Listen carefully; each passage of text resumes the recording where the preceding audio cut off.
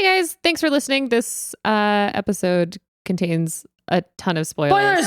All of the spoilers. All of them. Spoilers. So many spoilers. Watch out. Spoilers. They're spoiling. Season 1 and 2. Spoilers. Listener discretion is advised. Spoilers. More spoilers and a bunch of Honda Wait, Civics in a wait, drugstore more parking lot. spoilers. Hold on, we're getting a call. Oh, it's spoilers. Did you say more spoilers than a souped up Honda Civic? I said more spoilers and a bunch of Honda Civics in a drugstore parking lot. That's fucking awesome.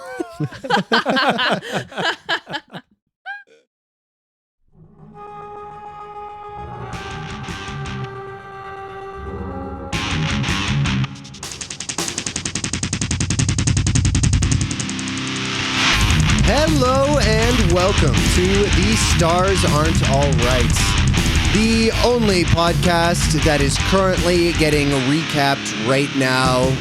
My name is Brian and I will be your recap host. At the moment, both Alex and Catherine are dying of laughter for reasons that escape me. But that is the right energy for us to bring into this. Alex and Catherine, do you care to share with the class? Neither one of us are wearing headphones, and just seeing the whole ritual that everybody else has as the podcast starts and the intro music plays, as we're sitting here still pretty sober, in perfect silence. and everybody's doing the head nod and shit. Got a headbang, dude. Oh yeah, for sure. Got him. This is a physical comedy bit that only will understand. Great. Well, imagine in your mind's eye, audience, people having fun, and But not Alex or Catherine. but not Alex and Except Catherine. for Alex and Catherine, which is why it's funny. Yeah. All right. So we are here to recap season 2 of The Stars Aren't All Right. We're very excited for it. I did want to kind of look back on what we accomplished. I went and I just assembled a brief little sampling from all 13 episodes. I was really hoping you'd do this. And it's just a little something that I cut together just to remind us of, how good we did this season. Hello and welcome to the Stars Aren't All Right Cthulhu podcast. Hello, I am Catherine. I am today Faith Juno Angevin, our local Juno thinks she has a Church of His Light Witch. And give me the horchata everything. If there was actually horchata flavored lube, I would be into it. Also, nobody needs to know that. Caught in 4K. Oh, God. Hi, my name is Tom, the artist formerly known as Lift. And my character I am playing is Alistair Brown. the big Irish guy whose name is Alistair. I remembered that now. Leah, can you save us from ourselves? Hello. I'm Blade Walker or The Mask. Leah. I like that we're making that was a thing, right? young Yeah, that was a Alex. thing. Young Alex is just sounding like a newsie from the 30s. He's like, all these magazine girls with the low cut tops and the sternum piercing.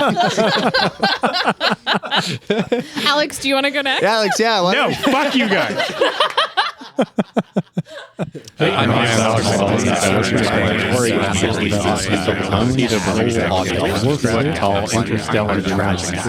runs hears random locations and dispenses baked beans. I will actually be playing Dr. Baron von Wurst, and Dr. von Wurst, he is perhaps adequate at Scrabble. Just a brief look back at 13 episodes of season 2.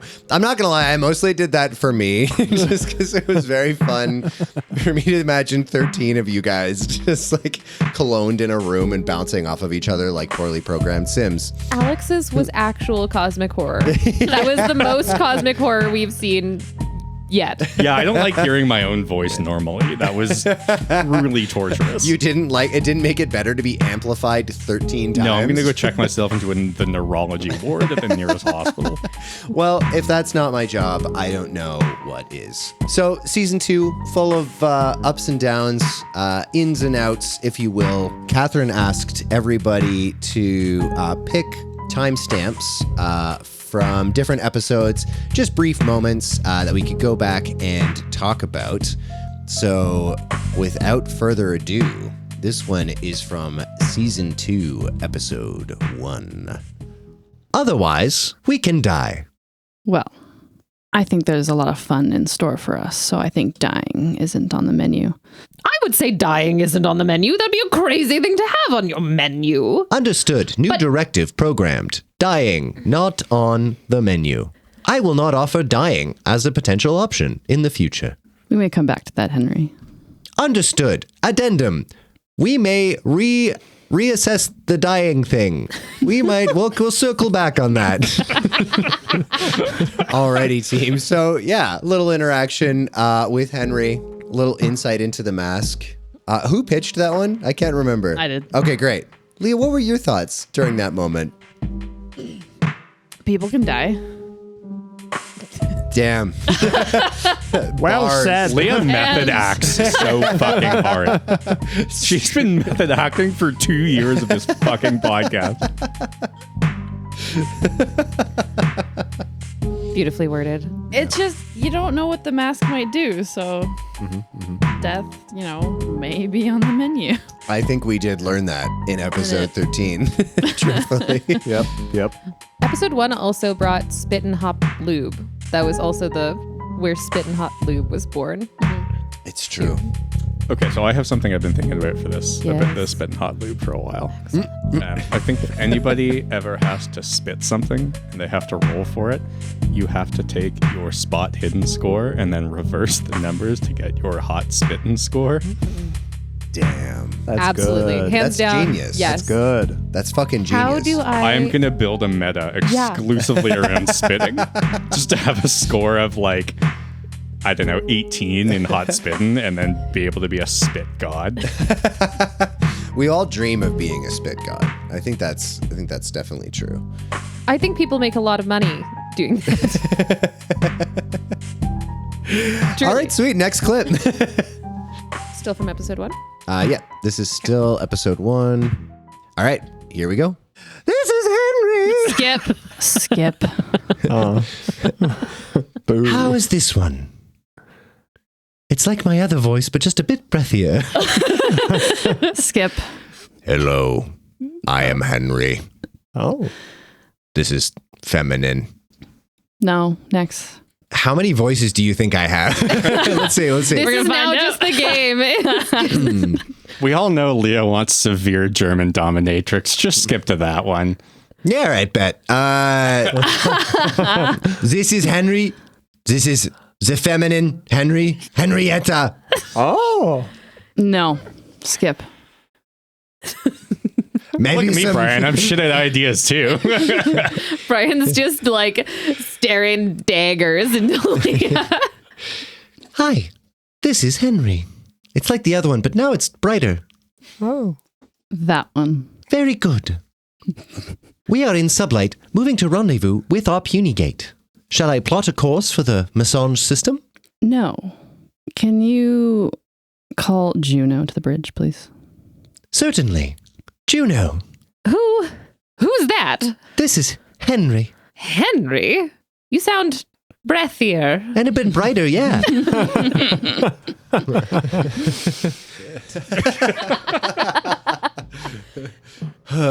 That's such a good clip. That's so good. That's a great clip. Alex, do you want to give us your German dominatrix, Yes. Yeah, what does that sound like? please?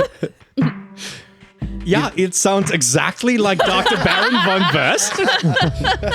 Skip. Give me un clap, Papa. Yeah, give me un clap, Papa.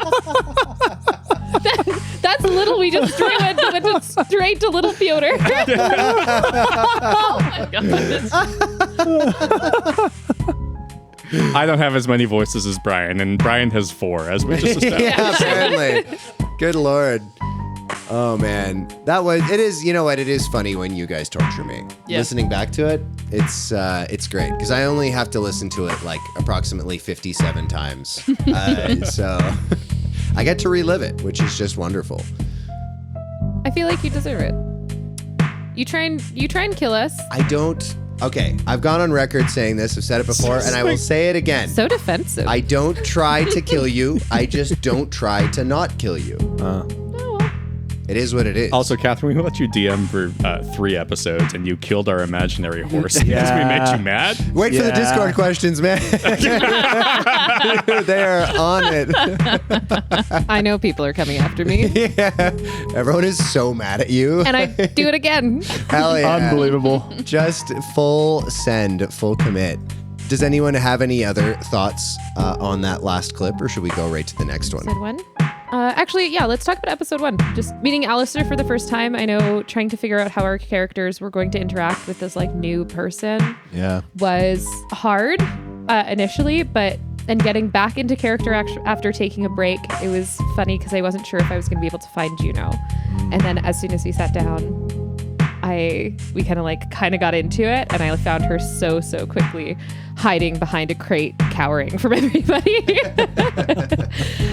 doing what she does best and putting other people in danger and just keeping herself safe.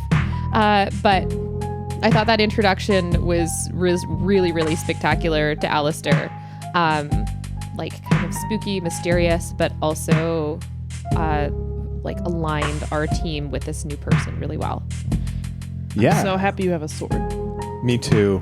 It was actually really important to me. I tried convincing Brian later on, like, hey, famously, I'm good with gun. I'd rather be good with sword. Is there a way we can make this happen? But within the rules of Call of Cthulhu, not really. Sword bad. Sword not bad. Sword better than nothing. Sword just worse than gun. Yeah, sword not as good as gun, which is not surprising. Kind of borne out by the historical record. Yeah, I kind of lost the battle to history, but yeah, playing Alistair has been a joy, and I was super nervous about introducing the character to everyone else, especially after playing Lift, who kind of got along with everybody and still managed to try and point everybody in a direction in some small way while providing staggering amount of hijinks when possible. Playing a character that doesn't do that is tough for me, but we're finding a way. Yeah, for sure. I appreciated that you deliberately chose a character that would like challenge you and like, yeah, that was great.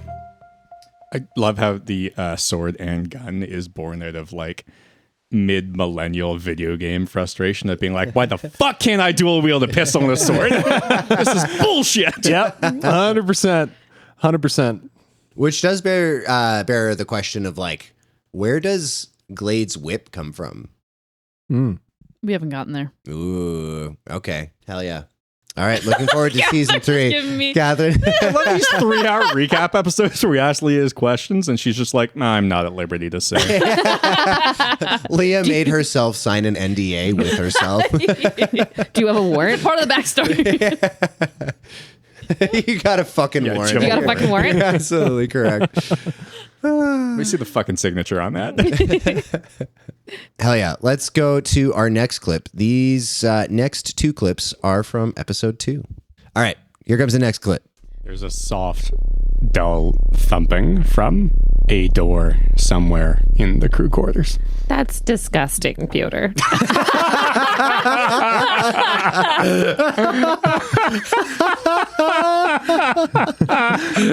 There she is.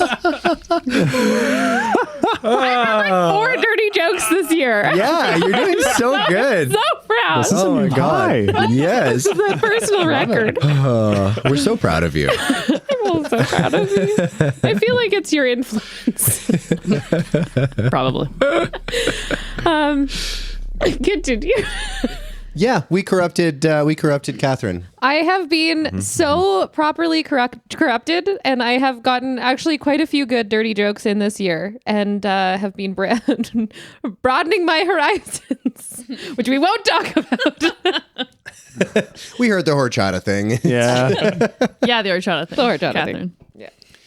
Hell yeah. Yeah, that was my choice.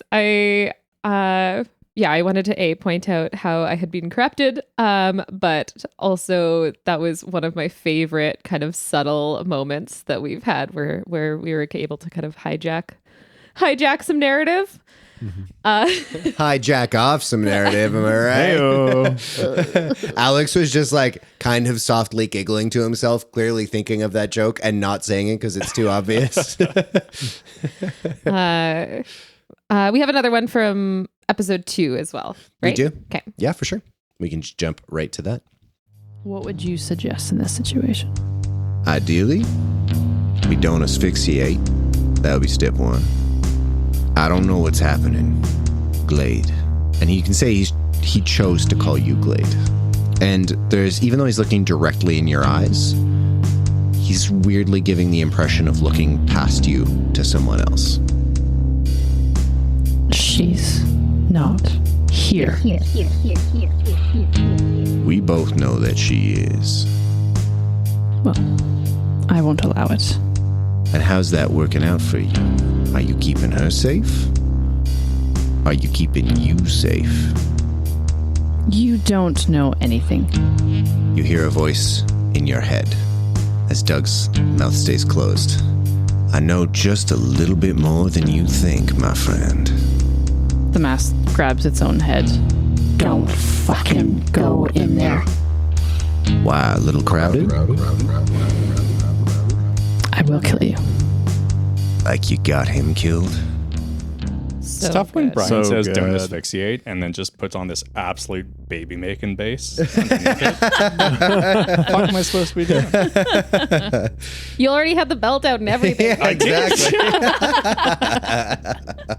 Just slowly puts it away. Amazing moment. I was actually I was thinking about some of those moments in episode 2 between Glade and Doug. And we fucking will have to do that again. Great. Yeah, exactly. Thanks, Leah. Someone else should have done something. Yeah, technically Juno's fault for not providing smoochies when It's true. smoochies were needed. I didn't know I was supposed to provide smoochies. Kisses for sanity, crackers for luck, okay? This was a sanity moment. It's a sanity moment. Yeah. Mistakes were made. That being said, this was the moment when, just before when Doug essentially invaded the mask's mind. Do you feel like, does any memories resurface from that? Like what was going through the mask's mind in that moment? Pure panic. Yeah. That, like, they were so sure of themselves that, like, yeah, they're in control. It's like, it's fine. And then it was like, what the fuck? Like, this guy's got to go. That makes sense. That's actually kind of why I picked it, because I think that might have been the moment that the mask was like, oh yeah, like, we're going to kill this motherfucker. Leah, were you happy to say goodbye to the mask? Like, did you want Glade to come back, or do you wish the mask was around for longer? I had ideas of when the mask might go away, but I think that worked perfectly. Yeah, no, I was glad how it happened. And yeah, so I would have Glade again. Some other things that happened in episode 2, we got a Pepito Burrito, the baked bean bussy. Our now new favorite food truck. And during that episode 2, Piotr's book also, we found out that Piotr's book took off too. And that's, yeah. And started. It had its well-deserved academic recognition. People are always afraid of new ideas. People are always afraid of new ideas. We also learned of the now hindsight's 2020. This is when we also learned that the Epoch class Navy vessel, the Bones of Ymir, was in system as well. So I have a bone to pick here. Bone of Ymir? Yeah. No, I have a bone of Weimar because there's a tiny ass town in the center of South Central British Columbia that is spelt Y-M-I-R, and they insist on calling it Weimar instead of Ymir.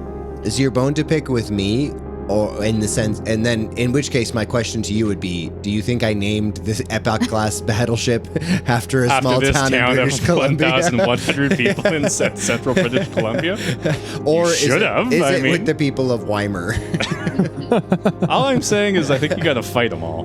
Oh. 1,100. I don't know if I could fight 1,100 BC rednecks. I don't know if I could fight one BC redneck.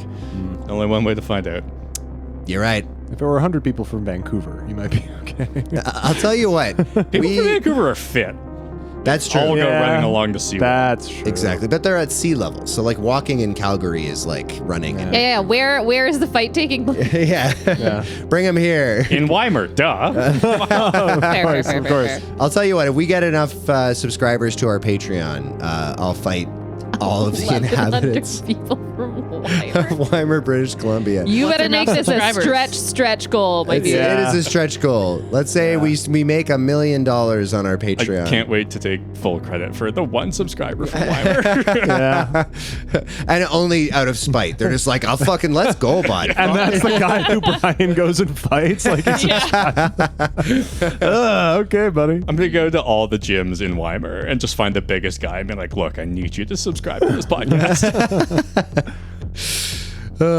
Well, on to the next clip, I guess. Yeah. All right, this next clip is from episode 3. What's Piotr dreaming about? Do you know the memes where equations fly at you? Yep. It's that. It's 100% that. Equations are just flying at Piotr's subconscious. And as they pass them, they're always like, they look right to him, but they're kind of wrong. Like it's E equals MC cubed and it's F equals GV times P and that kind of stuff. Piotr gets to the end of this and this light grows. It grows on him and it grows. And it's like he's coming out of a tunnel and into an entirely blank and featureless plane. And standing there is a combination of Adam Smith, Selma Hayek, because he mistook her for Friedrich Hayek, and I'm going to say Paul Krugman. Yes. And I know who Adam Smith is. Piotr, standing in front of an amalgamation of Adam Smith, Selma Hayek, and Paul Krugman goes, "Who are you and why am I here? What wisdom do you have to share?" Selma Krugman Smith. They all laugh, and it's not in unison. It's kind of this disjointed thing, and then they grow into a like 3-headed beast, and Selma Hayek's head just begins extending from the body, from this elongated neck like a giraffe, and then looks down at you. And then Adam Smith, his face goes to the belly, and then that other guy that you said, who I definitely know, Paul Krugman. Paul Krugman, yeah, for sure. His face seems to float down this like waving appendage, and then where the hand should be, his face kind of takes over, and it drifts close to you, and it just says, "Soon you will join our number, Piotr." and Selma Hayek's head cranes down from above, and she says, "You are going to win so many Golden Globes."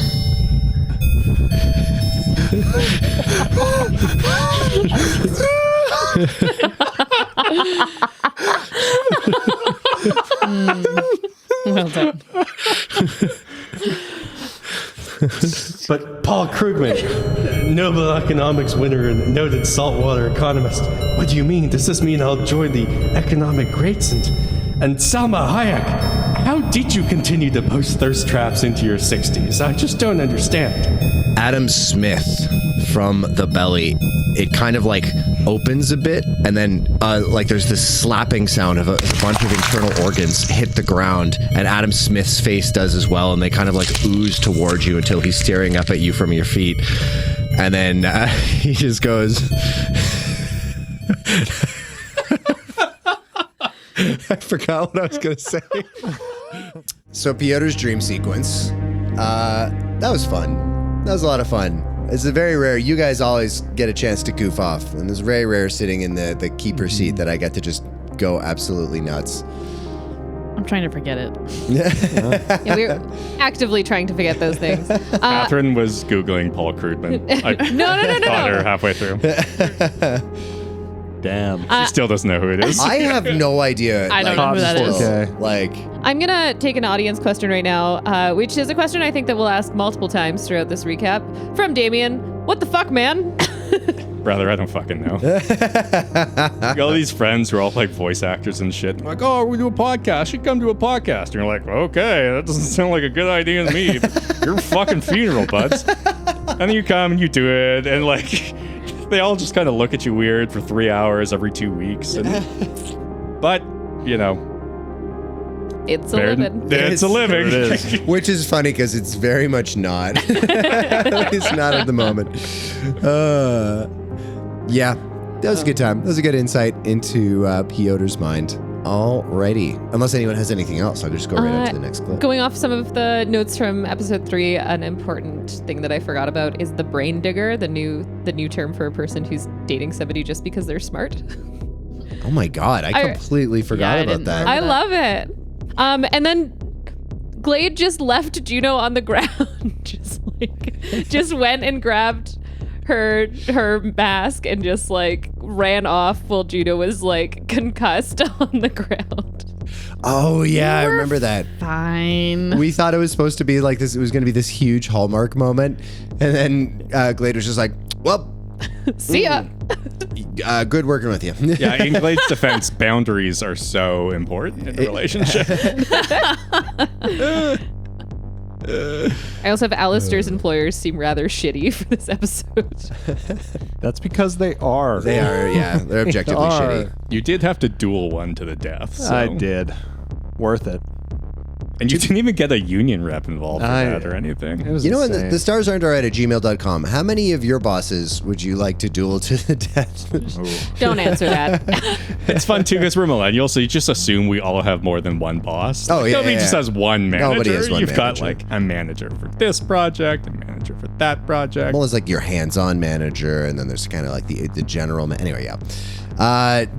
Our current capitalist dystopia aside, let's jump ahead to our next clip, which is from episode 5. Slightly warmer, but probably still quite cold.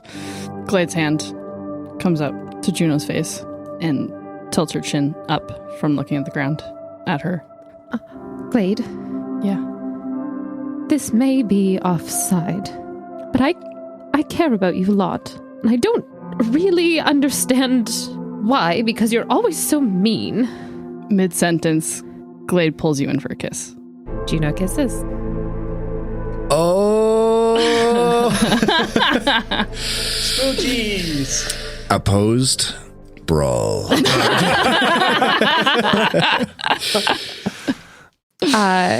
Releasing from the kiss, Juno says, I very much wanted to kiss you.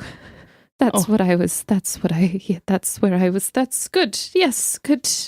And I'm really cold. You're very cold. Yes. I'm gonna. I should probably put. You should probably put some dry clothes on. You should probably put some dry clothes on. Mm-hmm. Yes. I will. I'm going to go wash my hair. There's a knock at the front door. No one's home.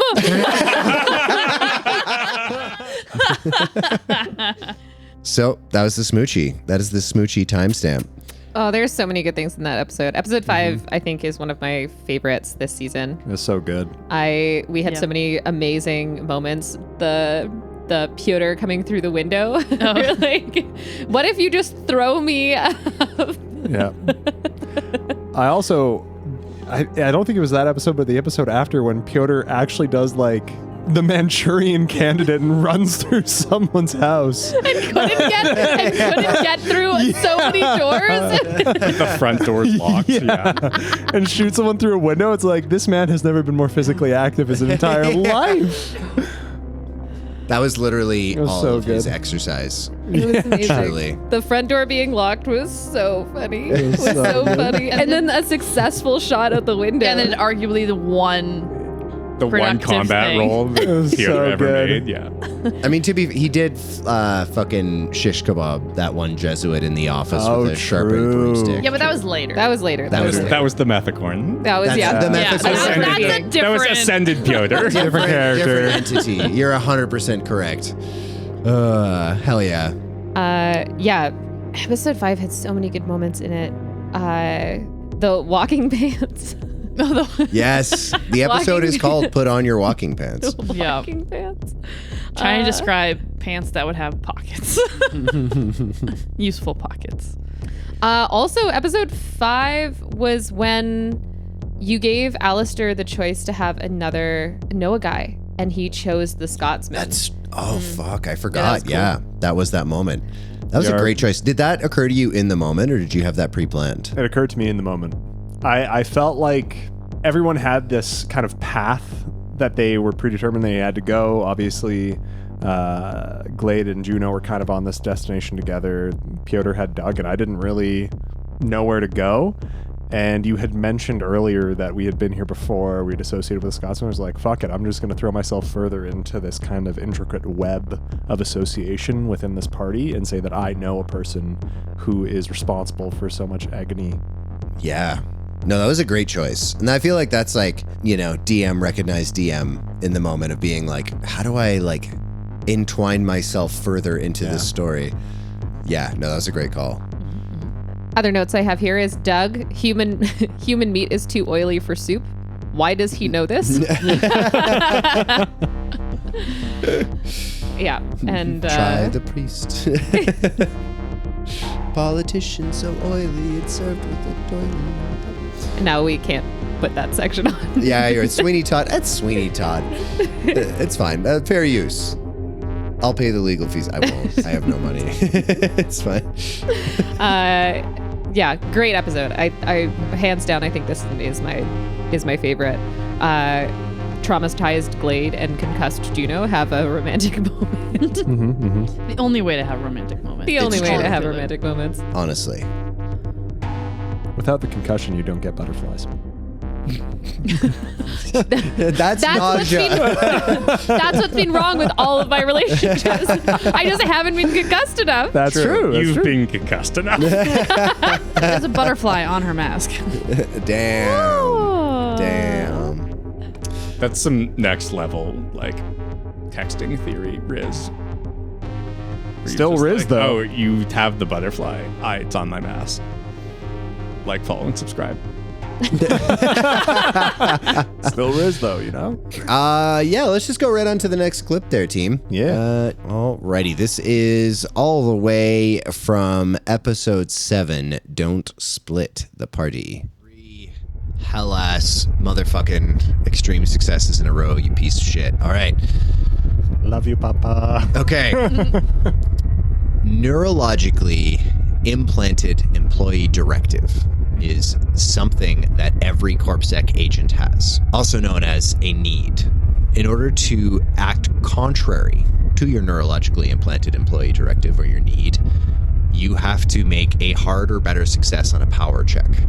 For instance, if you wanted to harm your direct superior, they might actually put additional fucking checks in place for that. Damn. Yeah. So the extreme success on defying the orders of your neurologically implanted or ensconced, depending on if it's artisanal or not, employee directive.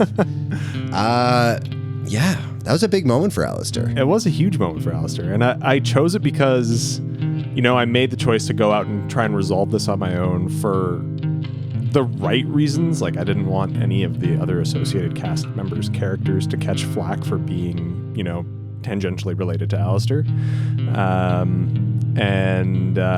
It was the most stressed I was for the whole season, which is why I brought it up. And it was just such a crazy moment. And Kat was watching right beside me as I rolled all the dice, and it was like, okay, hot start. Oh my God, it's still happening. Oh my God, it's still happening. It was just crazy. And it led to, I think, probably a cooler little trajectory for Alistair. But I was kind of fully prepared to have him get shipwrecked in that I thought you were going to die again. Yeah, me too. I did have it in mind that Creed was alive beforehand. And so when you kicked off that gunfight, I was like, you still, like, the Jesuits might have rolled lucky and they might have, taken you out before he could have gotten there. But, so you were willing to have Alistair die. If Alistair had have known how many Jesuits were, like, lying in wait, would it have affected his decision-making? I don't think so. Alistair, as a character, is very much driven to kind of get the job done in the way that hurts as few people as possible. He's obviously very willing to kill people along the way. But he kind of just joined these guys, hopped on their ship, made their way, helped out a little bit. It felt morally very gray for Alistair to get them hurt for him using them to get to this point. Right. So yeah, I was fully like, okay, I need to split off now. If I do this now, I can prevent harm from a greater purpose or another group hurting these people. I'm gonna try and do that. Yeah, it's very interesting to me watching you play Alistair, because he's a corporate spy essentially. But he does have like a pretty reasonably strong moral compass, I guess, as much as one can in that profession. But yeah, that was really cool. Alistair's a cool character. Good job. Thank y'all. Yeah, I just remember being so stressed. And I was stressed when I got home. I lost sleep. Damn. Yeah. I do like the James Bond vibes with Alistair. Like the vague James Bond vibes. Yeah, it's good. I tried to avoid the Sean Connery James Bond vibes. Yeah. For obvious reasons. Yeah, I went for more of the Daniel Craig James Bond vibes. Instead of a Bond girl, you get Piotr. I'll take that boy over Bond girl any Which, day. like, if you look back at Sean Connery's physique, it's like, well, that's what you get. Yeah. Truthfully. Smoke 3 packs a day and drink a bottle of whiskey to go to sleep. I want fan art of Piotr as Bond girl. So bad. So bad. Between you and your God. therapist, Catherine. Joke's on you. This podcast is therapy. It's therapeutic. Therapy. We don't know the difference. Same. Oh, good Lord. Alrighty, let's go on. This is our final clip. This is from episode 10, part 1 of episode 10, Decidedly Not Woo. Glade crouches in front of Piotr. Glade, good to see you. That was a hell of a fight. Could you take this cigarette out of my forehead? Glade reaches up and pulls it out. Tosses it. Thank you. That hurt. You'll take care of Juno, right? Just nods her head. That's good. And Doug, too? You'll take care of Doug? She nods her head again. That's good, too. I never liked you. Yeah, me neither. Piotr dies.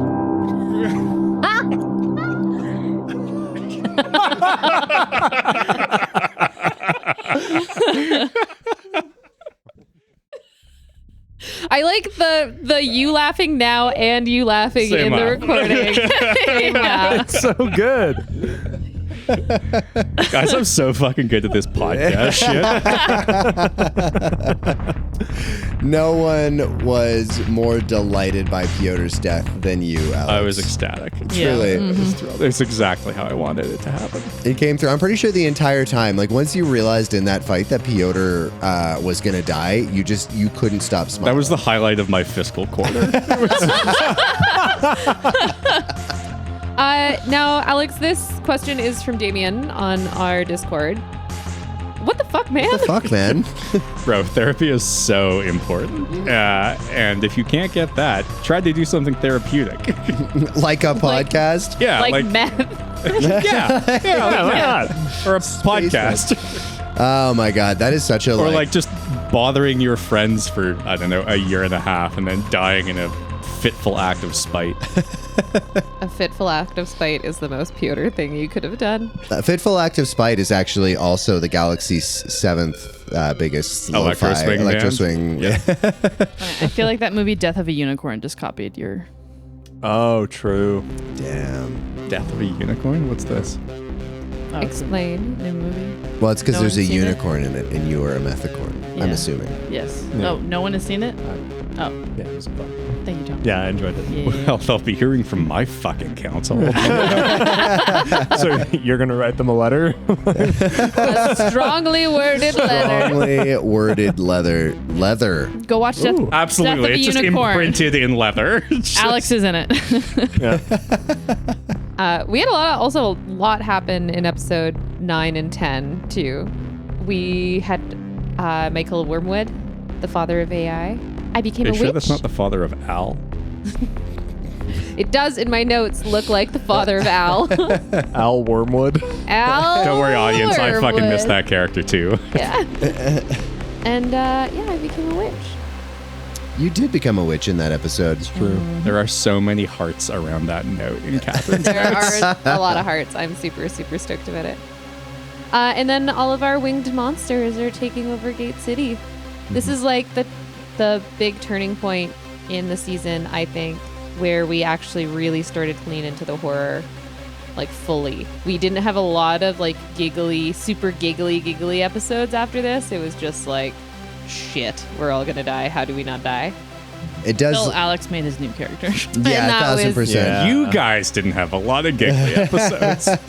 I was having a blast. There's definitely something to be said philosophically about your approach of just like, I'll never care about these characters. Did you care about Piotr at all? I mean, I cared enough to make sure he had the death he deserved. That's true. That's nice. I'll have to I punch spent drugs. quite a while nice. waiting for the right moment for Piotr to die. I will say, I'm throwing And Brian shade. extended me several fig leaves to cover up the fact that I was dead for 2 episodes Olive before I was branches? actually dead. Yeah, Fig leaves are to cover yourself. I meant fig leaves. Fair. No further questions. Was kind of a dick, Catherine. No further questions. I second that. It's true. I think no one is as aware that Piotr was a piece of shit as Alex, actually. And I will say, I throw a lot of shade at Alex for like, oh, you don't care about the character. But Alex's backstory was like comprehensive and like well reasoned and quite well written, actually. I'm so glad I never had to look at it again once we started. It was all one take. I'm just learning now, apparently. I'd also like to note that in my notes, I drew a picture of a broom that has a sharpened handle, and with the "I'm a witch" above it. It's a nice broom. the same broom that Piotr used, the sharpened broomstick. I was picturing like a plastic one, or like a plastic tip metal one, but I like Just that he from, like, just the found an dollar store? old timey like twig broom somewhere in the future. Beautiful, real wood. It's great. Exactly. It's the most expensive thing on the usage. It's an artifact. Like, Just The janitor it was museum. from a display case somewhere. Yeah, I accidentally took it out of the museum, just like full on. Oh god, that's really good stuff. Also, with that, the janitor, just the roles for the janitor being Major Ziggy was amazing. That was S tier moment too, of like fucking with Brian, just like God, fine, You know guys, what? fine. I don't care, whatever. I just like the trust between DM and players when like Brian knows that I know I'm dead. Brian will make calls accordingly. you Yeah, know? I'm like, I'm going to be very entertained if you get a few more turns. So, but I will say, it wasn't entirely out of my ass. I knew one of the things I do when I'm like running this is like a lot of it is, especially season 2 is far more improvised than season 1. But I usually try to keep a vague notion in my head of where the major players are, like in the galaxy. So Major Ziggy was around in my mind. It wasn't just entirely me being like, oh, fuck, what do we do here? But it wasn't not 0% that. I have to shout out Glade and Alistair and Creed during episode 9 and 10. I think 9 and 10. Yes. Yeah, episode 9. Episode 9, I just have for notes, the vibes are bad and I have a gun taped to my body. Oh yeah, you did a Die Hard. You did do a Die I Hard. did do a Die Hard. Hell yeah. It worked. Not great. But in that sequence where it was just like the two helpless weirdos inside the building and you guys had to get to us and it took so long, but all of the tactical moves were really good. The use of grenades, like the high ground, I was super impressed. And it was super frustrating that it took so long to move through so many enemies. And we know in Call of Cthulhu that like a group of 6 enemies is like generally certain death. Yeah, like especially You guys crushed it. as heavily armed as they were, like Yeah. They were just drama students. They were just they were, gone drama they were students. actually, it was all prop guns. That's why. Yeah. They were actually on their way to remake Harry Potter for the like billionth time. Harry Potter, but with assault rifles. Hell yeah. Yeah, no, I will echo that, especially because it was like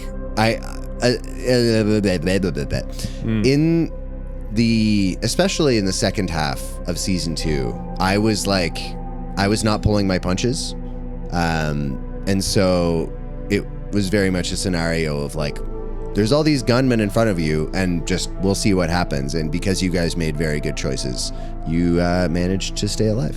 So, hell yeah. Oh yeah, we did. Go Yeah. team. Yeah. We absolutely did.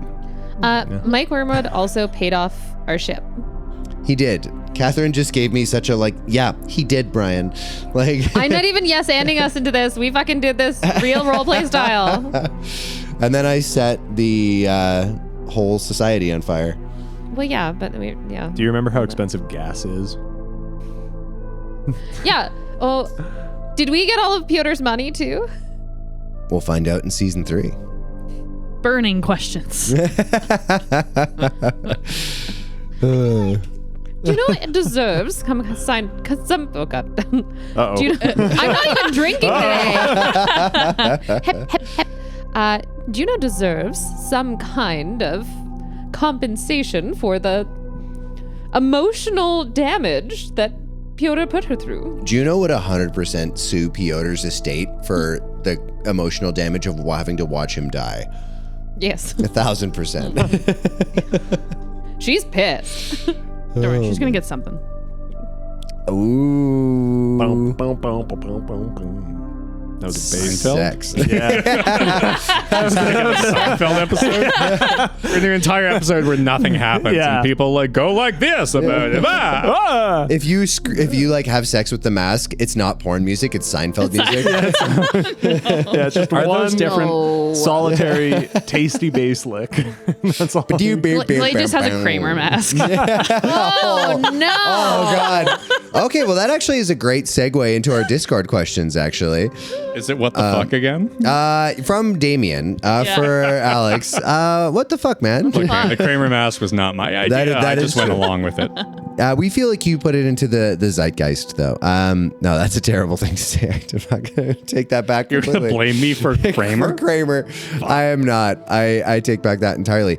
But that does lead into I'm arbitrarily deciding what our first question from our Discord is. This is from McMangus. What other masks do you think Glade has besides Kramer? Yeah. Other than the Kramer. Costanza, Costanza, yeah, the whole Suit cast. Nazi. No mask for you. I mean, I know what other mask Glade would have / has. But you're not willing to divulge that Now you information? guys- yeah, unfortunately, Glade made Leah sign an NDA. Yeah, it's true. When Glade agreed to let Leah play her in the podcast. So, Yeah, that's nothing I can do. My hands are tied. sorry, McMangus. Leah's being. If you were to just like joke mask, still Kramer. Just kidding. Yeah. What about like The Mask, like the green one from the 1990s movies? No. No? No. If Leah had a mask, what would Leah's mask be? Other than Kramer.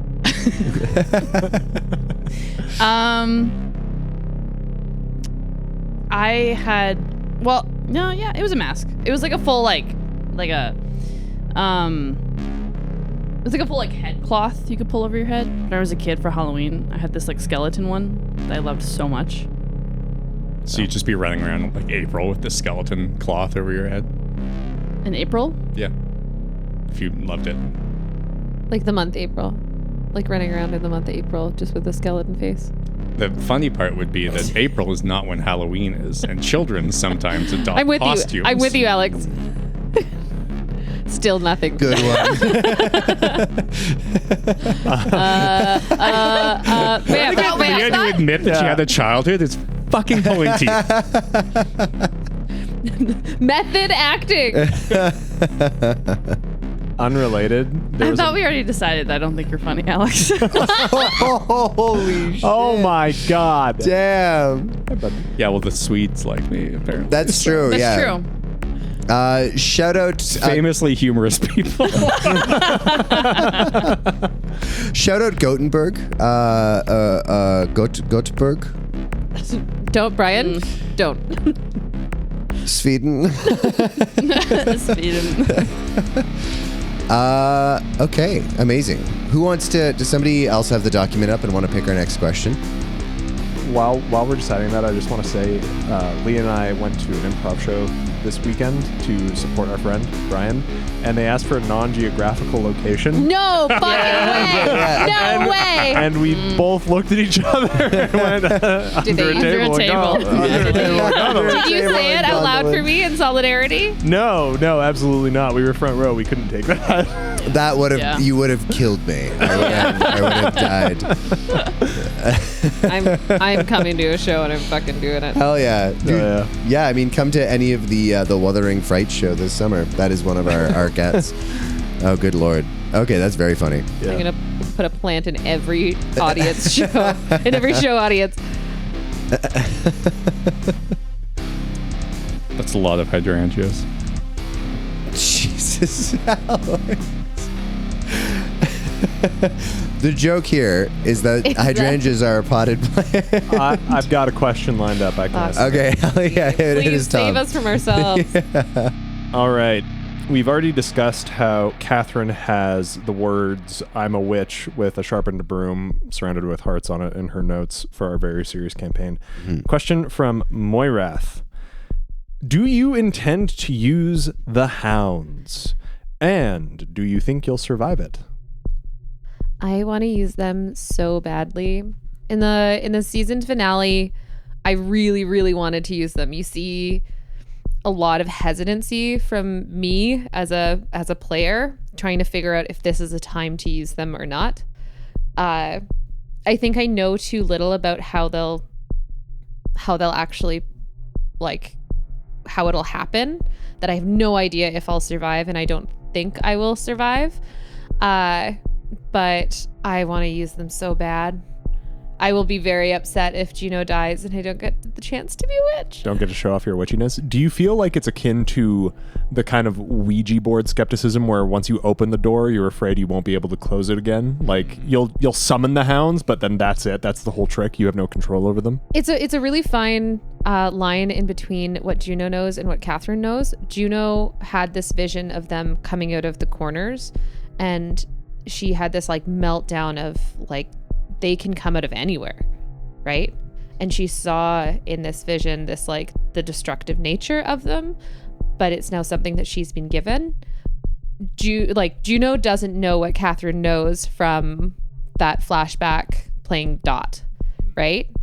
I know that even when you try to control them, they aren't easily controlled. But I would love to use them. It's going to be a back pocket trick that might be a last stand kind of trick that we almost used. Yeah, I think if things hadn't moved so quickly in that final episode and I was able to like take a breath and hang out in one place for a little bit longer, that was my plan. Dang. But I had to get everybody else out of there. True. Yeah. I think you guys also got very lucky with your roles. Pure skill. Yep. Sorry, your pure skill. You made very good decisions in that last episode as well. Are you guys upset that somebody didn't die in the last episode? Yes. You killed plenty of people. What? Just didn't Everybody I tried to save, you killed. Yeah, I guess. Well, kind of by you and extension. Alistair. I was the direct proponent of killing the people. That's true. That was the second last Like, episode. yeah. What are you guys talking And then, about? technically speaking, you tripped me while I was. You tripped Baron while he was trying to save somebody else. Didn't kill you. No, but you killed the person I was trying to save. I don't know. I mean, the monsters killed the person you were trying to save. Guns don't Exactly. kill people. Yeah. Bullets kill people. Exactly. Exactly. Blade kills people. With guns. They die of lead poisoning. This is a good Acute transition lead into. poisoning. This is a good transition to another Discord question, listener question. Leah, are you disappointed that the mask didn't get to kill everybody's favorite NPC? A little bit. Would you like to elaborate? I thought it was very clever. It was very clever. I followed your logic immediately, which I'm kind of proud of myself for, to be honest, because there was definitely like a second of being like, oh wait, what the? Oh right, and it was just like complete understanding, but like it made sense. It made sense narratively. Yeah. It's fun being a little evil, you know? Yeah. Just a little evil. Just a little. Scoosh. I think we would all describe Glade as a flawed character. Yep. It wasn't Glade. Oh, the mask. I'm so pissed that the mask is back. And like, this bitch is messy. I believe the kids would say ratchet. How was that? More like emotionally messy. Kind of Also Skibbity, physically. Ohio. The kids would indeed, on their What? TikToks, they would Ohio's say the bad one, right? Yeah, Skibbity, Ohio. Yeah. Skibbity, Ohio is the bad one. The mask is from Ohio. Whoa! That explains a lot. Don't fucking spoil your backstory like that. Now we don't want to know anything else. It all makes sense. Brian, Hey, I'm that guy. how do you handle the party splitting up? And how to bring them back together in a natural way to the story? Okay, good question. That I believe is from our Discord user M. So I think that if you have an idea of where, like a broad idea of kind of where you want the party to go, it makes it a lot easier. Just because like the party splits up because, you know, people are going to like accomplish their own goals, and so as a game master you have a chance to, like, you basically are the one who decides how they accomplish those goals, and you can just kind of like it involves a little bit of improv because you've got to be willing to like tweak your plans on the go. You know, you're like, oh okay, well I was gonna put like this NPC here, but the player splitting off from the party is kind of them telling you like, oh no, I really want to accomplish this. So then it's kind of, you know, my job as a keeper, as a game master, to just tweak where I put the important information kind of on the fly. Does that make sense? Did I answer? Do you guys think I answered that question coherently? Yeah. Yeah. Yeah. Yeah, I think it makes sense. Yeah. I think also too, like, well, obviously it's crazy to think that we've been doing this for kind of a while now. We spent a lot of hours doing it together. But aside from that, I mean, we're all like friends, I guess, like outside the podcast. I guess. Yeah. We spent a lot of time around each other, and I just remember like Brian and I acknowledging it like after it happened. We didn't pre-discuss it, but like we both were on the strain that like Glade and the Scotsman should fight, or like, yeah, I don't know. It just, we were both on that. It just made sense. It just made sense. Yeah. Yeah. I think that is also a big part of it too, is like there's only so much credit for bringing the party back together that belongs with me. A lot of it is I have, you know, a table of players who are all like, they'll, you know, I think all of you guys are willing to push the big red button to kind of like, you know, fuck shit up a bit, but you're also willing to be like, okay, how do I keep the story moving forward? And if you have players who are willing to do so, then that obviously makes that a lot easier. The answer is bits. More bits will always move the story. Always. Yeah. If you experience even a moment of sincerity, then you've already lost. Yeah, gotta have more bits. this is a comment I get about, or we get as a podcast and a cast a lot, is how did you find these people? And while that's not kind of, we've answered that question before, but what makes the cast that we have so cool, because I've been at a lot of tables where somebody isn't willing to pull in the same direction, and like the bits are great, but to be able to pull in the same direction at the end of the day and move the plot forward in a cohesive way and understand that we all have our own storylines that we're, and own like arcs that we're trying to complete as characters.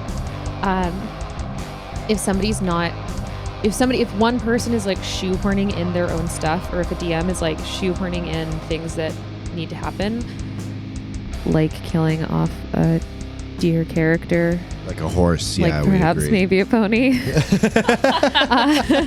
who was deliberately left home safe and sound, who also failed their power check, so I regret nothing. It was a fucking pony. And to guys, we haven't recorded Catherine's one shot yet. We can like still I settle said, this. it's always fun to be a little evil. Damn. I was pissed. And to be fair, like listening back, like you were right to be pissed. Yeah. Goodness gracious, didn't deserve it, but we certainly Yeah. did. Moira loved the episode though, so Yeah. you've got that's good. many great fans. Good. It's always important that the wives enjoy the episodes too.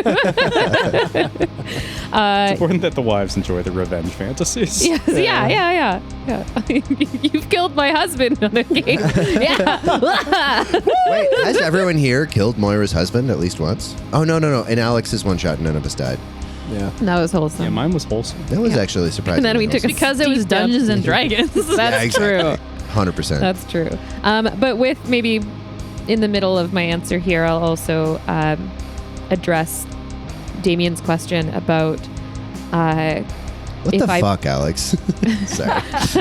Also that. I would like for everybody else to address what the fuck, Alex, at some point. Do you really? Yeah.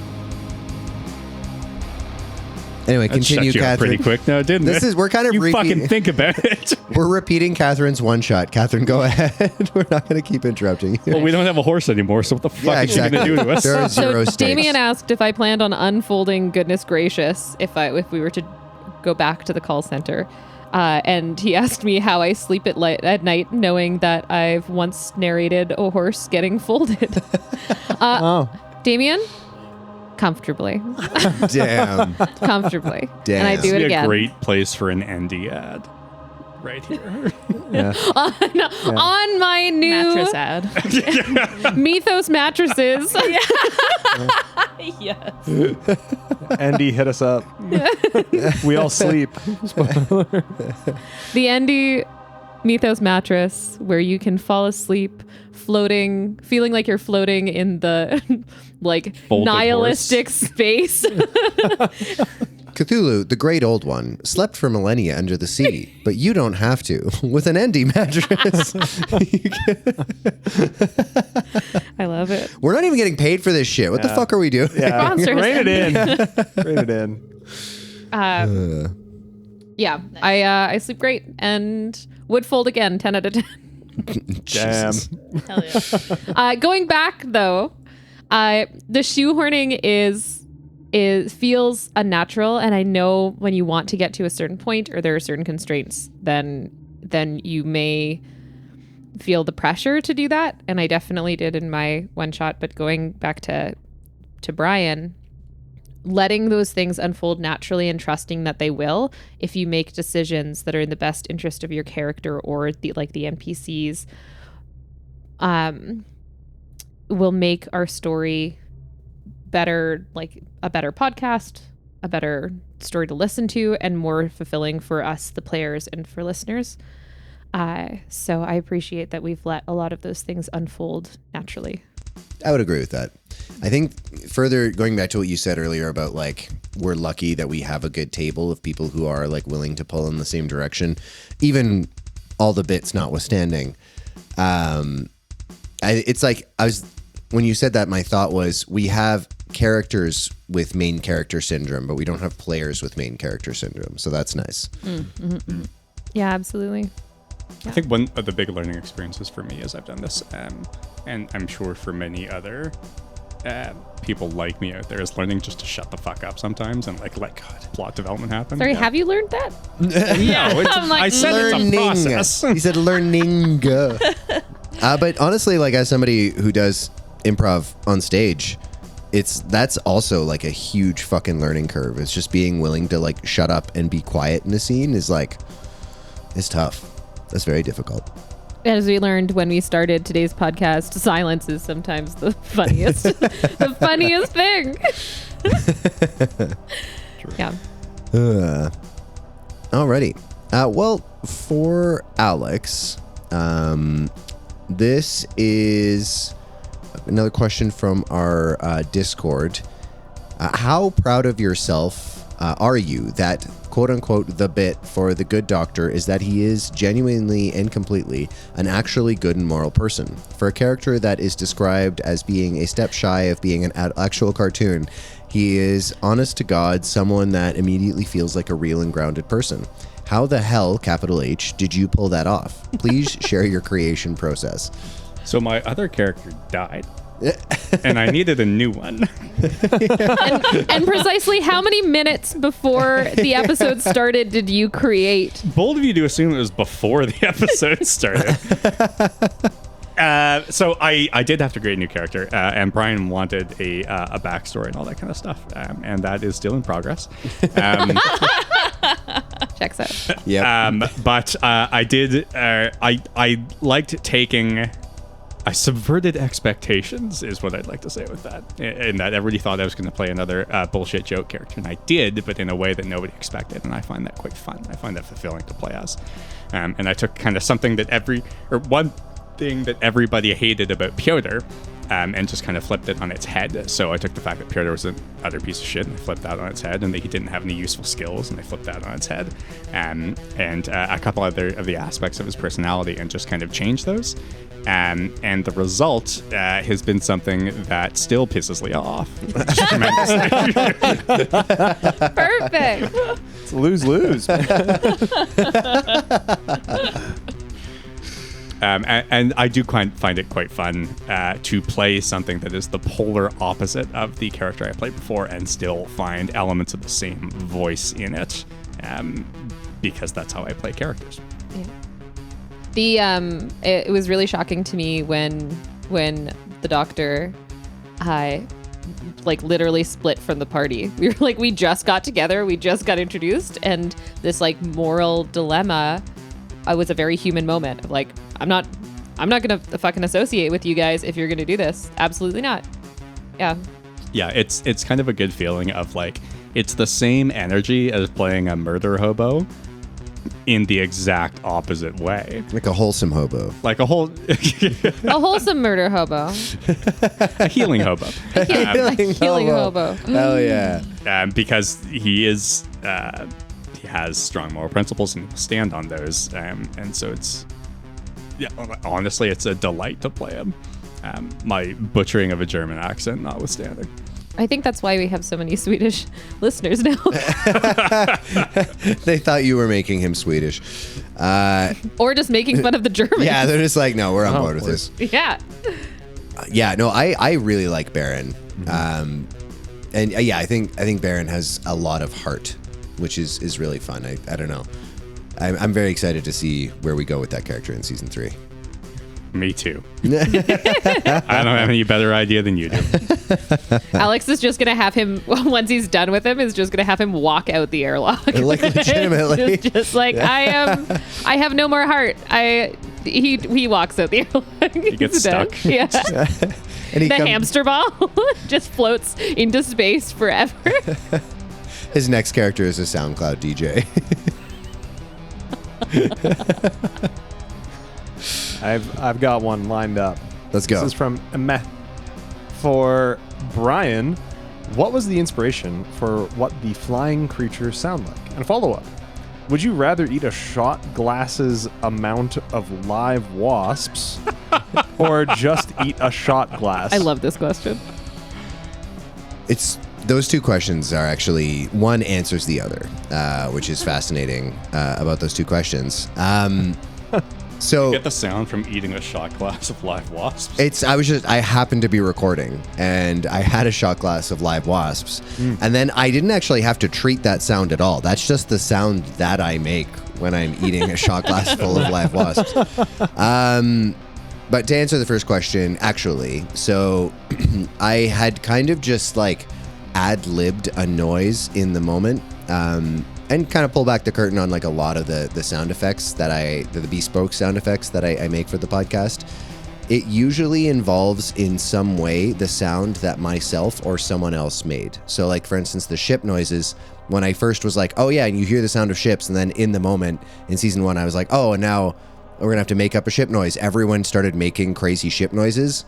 Not that, but I took basically like those noises and I mixed them all into it. Like, they're obviously pretty heavy treated.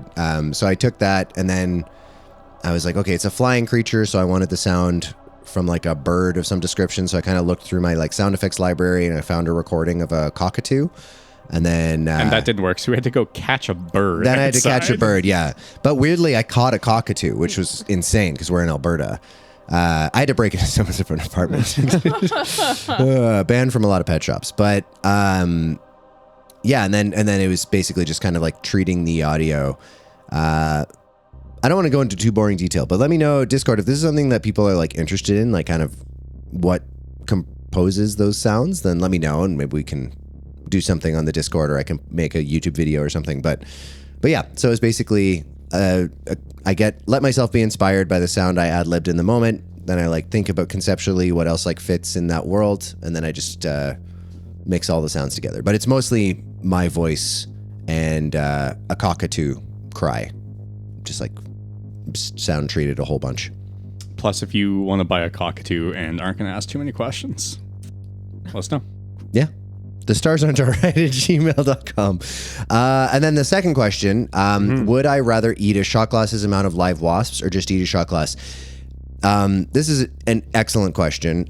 I would rather eat a shot glass's amount of live wasps because the more I chew wasps, the less dangerous to me they become, whereas that's not true of broken glass. And your boy swallows. What a champ. I thought we were talking about spitting earlier. We were. But that's only for quitters. Yeah. Okay. Just clarifying. I'm sorry I asked. I want to open that to the table.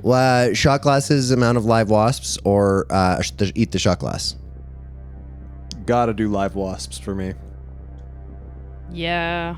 Yeah. As much as I'd want to eat the glass, it's going to do way more damage later on. Exactly. Yeah. I mean, they sell those little red solo cup shot glasses, so if I could just eat one of those It's instead. glass. I'm assuming it's glass. It's glass. Yeah. Because if it's plastic, then yeah, fuck, I'll just eat them. Yeah, of course. I'll eat. Dude, we're coated in We eat plastic anyway. plastic Yeah. all day, every day. Literally all the time. Yeah, see, this is the difference. You are all pessimists when you should be optimists. You got to look for that wasp glass half full. I'm allergic to wasps, so I think I would actually probably fare better with the shot glass. That's fair. You could flip the script on them, though. You're allergic because they bite you. You could bite them. Yeah, but they will bite me. No, but and that the cancels problem, out the no, allergy. It's like a vampire thing. If you bite the wasp that bit you, you don't have an allergic reaction. Is that the vampire rule, Brian? Yeah, that's it. You got to bite the vampire back. Imagine fucking suck to be the thrall to like a wasp, like their stupid fucking commands. You'd be like, oh, what do you want, master? And they'd be like, I don't know, more sugar water. And you'd be like, this is fucking dumb. Yeah, like why do I? It's every day. It's all day, every day. Yeah, great questions though. All right, well, I'm going to flip the script. Does anyone else have something? Leah, you look like you have something. Yeah, another one from the Discord. Hell yeah. For Tom.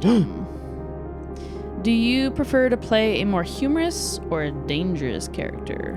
This one's from Moirath. Thank you so much for the question, Moirath. My proclivities are towards humorous characters. I really enjoy trying to I have fun being witty and just kind of saying the first funny thing that comes to my mind, and I really got to do that with Lift pretty frequently, which was super fun, and I still got to have serious moments. It's very tough, and I've had conversations with Brian and other cast members about this. It's very tough for me to be serious and then try and find or like do things in a way that creates a sense of comedy. It's really tough for me to be serious in difficult situations. That's not really how I handle stuff. But it's really fun being a more dangerous, level-headed, cool character as opposed to a goofball with the arm of a Greek god. Yeah. Hell yeah. Alrighty. Let's give a question to... Let's do one for the whole cast. I'm going to bust right into that. We still have some individual questions, but let's switch to the whole cast. We're going to ask this one. For the whole cast, excluding Alex, is your character upset because Piotr passed? Or are they upset because Piotr passed and none of them were the ones to kill him? Juno's upset that he was selfish enough to die. Glade's like, she's fun. Yeah, we know. It's like upset about neither. Honestly. Yeah. If I have to choose between upset about him dying or upset about not killing him, I'll default to upset about him dying. But in general, Alistair was not upset about Piotr's death. He looked like he went out pretty peacefully. So Alistair is just okay with that. Riddled with bullet part holes. of that death was peaceful? Your closing arguments. Fulfilling, maybe. But yeah, not peaceful. Fulfilled with bullets. It's good. And space meth. And space meth. Yeah. Yeah, that makes sense. To be fair to the rest of the cast, I maybe specifically, had that character to piss everybody off. No, that's for your benefit, audience. And no one really cackled as loud or as long as you when Piotr died. Yeah, that was glorious. Such an interesting, season 1 where we had Lift die and Catherine and I were inconsolable versus a very different energy. Very different energy. And we're like, all right, what's next?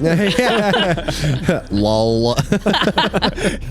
Piotr dies, immediately laughs for 5 minutes. Brian had to cut some of my laughing. I did. Yeah. I legitimately did. It was a long time. Which, I guess I also had to cut out some of Catherine and I's crying. So, either way, we had to. Some of the emotion was cut for time. You can buy either one of those as a ringtone on our Patreon, I'm pretty sure. Is that how we're making money now? It's just me crying? Could be. I will. So, on to the next question, just quickly. And because you were excluded from the group question, this one is from Damien. For Alex, what the fuck, man? I do it for the love of the game, Damien. Nice. Damn. Nice. What's wrong with you? He loves the game. All right. Anyone else have a question queued up? I'll fire one back at Leah. Leah. There is no aforementioned person who asked this, so I assume it's from one of our longtime listeners. What character would the mask want to kill the most without breaching your macaroni art NDA?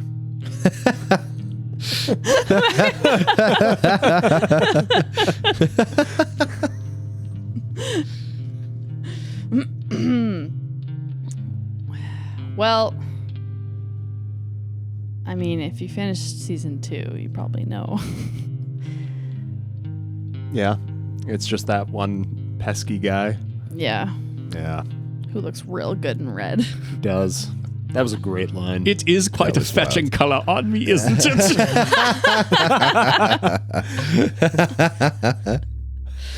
Yeah, it would be Doug. Yeah, that makes sense. Yeah. 100%. That was interesting. And that was kind of fun, a fun moment for me as well to kind of reveal a little bit of information about Doug. Yeah. Kind of reveal that connection. So that was good. I'm excited to explore that more in season 3. Yeah. Very cool. One for Tom. Tom, have you thought about returning Puny Gate as an audio project? Is Puny Gate returning at all? I miss Puny Gate. Technically speaking, the last one's not a question. It's just a sentence. Yeah. So what I'm gathering from this question is that you're upset that Puny Gate is gone. In short, yeah, I have thought about turning it into just kind of an audio project, something where it can be a bit more interactive, ask questions about you guys. The fact of the matter is, I think we have like 3 whole episodes that just need editing. And then we will have more Puny Gate coming at you. So to answer your question, yes, an audio project of Puny Gate where it is more similar to kind of just the standard podcast vibe is something I've considered. And I think it could be pretty fun, pretty easy, a little more casual. And yes, more Puny Gate is coming. And I too miss Puny Gate. I think we all do. It's kind of fun to watch, and we know that people enjoy it. But yeah, more Puny Gate on the horizon. Fear not. For sure. To provide a bit of context too, I think with like a lot of us had a lot of life happen to us over the course of recording season 2. So it was unfortunately, one of these scenarios where like something had to give, and Puny Gate was the unfortunate casualty there. Yeah. But yeah, we all love it. But I to echo Tom's statement, like we'll bring it back. But yeah, life, stupid life. Yep. It's just gonna take some time, but be patient with us. We've got the content for you guys, and we have a super fun time making all of our shows. So totally, you bet your bottom dollar we're gonna have more stuff for you. Once that podcast money starts coming in and we're able to do this full time, hell yeah. Once we're done like driving around our Bugattis, obviously. What color is your Bugatti? What color is your Bugatti?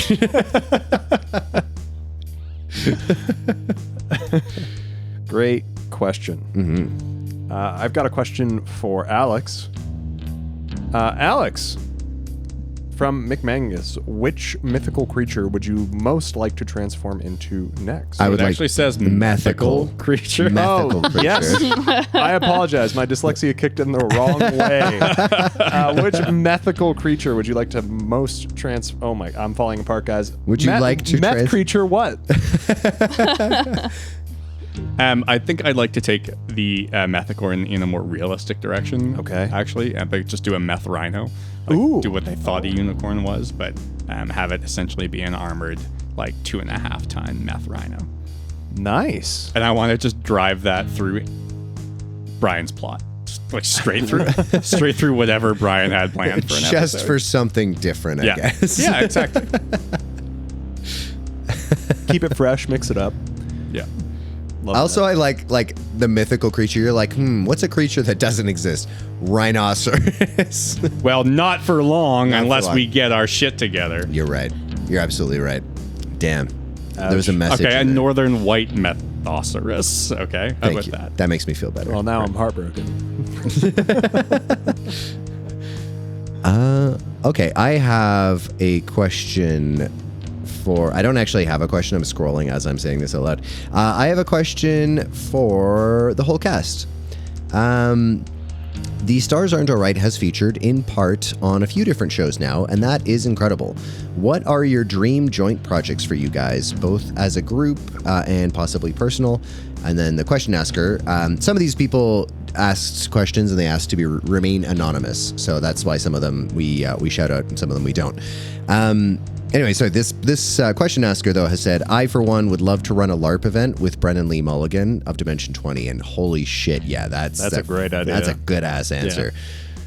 That's a dream, for sure. Oh, my God. I mean, like, obviously, D20 crit roll, either of those, for me, would be, like, peak, if I could get on that. But honestly, I would also be stoked to do something with Legends of Avantris. Those guys are funny as hell. Every clip I've seen in them, I lose my mind. Yeah, absolutely. I want a 12-part series with NPR's Ira Glass. That's yes, like absolutely. That would be epic. That'd be fucking hilarious. Can we also maybe pitch to NPR Tiny Desk? Tiny tabletop. We just show up drunk as hell and do a 5-minute session. It's all about lube. They have never not ad. sold out a Tiny Desk concert before, but they will with us. Yeah, we just do an improvised ad. Yeah, yes. for sure. Yeah. Yes. They'll totally take us up on this. I don't know what they'd be thinking. Hell yeah. I I really love the NADPOD crew. I listen to a lot of them and their D&D court that they do. I think I would love to do some D&D court with them, or like COC court. That would be funny. It's especially for Call of Cthulhu. There's so, and like homebrew stuff, there can be so many new skills and just new situations that you'd never bump into. So with the universe that Brian has created, and that like any modules or anything that will come out in the future, doing some type of like Call of Cthulhu court would be super into. Like Emily Axford is also just such a goat in the way of like doing the best possible gameplay with what you have and just fucking over the DM so good. She's a chess player that sees 100 moves ahead. Totally. I think it would be really, really fun to do anything with her or Murph or that crew like Codwell and Jake as well. I think Emily Axford, of all the like quote unquote professional D&D players, I don't know why I said quote unquote. That sounded diminutive, but I just mean like every professional D&D player also does a lot of other stuff. I guess that's kind of what I'm trying to get at. But anyway, Emily Axford is the best all around, I think, because like she's the best at D&D. She's got the rules memorized backwards and forwards, and she manages to do it like while telling a incredibly compelling story. Like she's not just like a power gamer.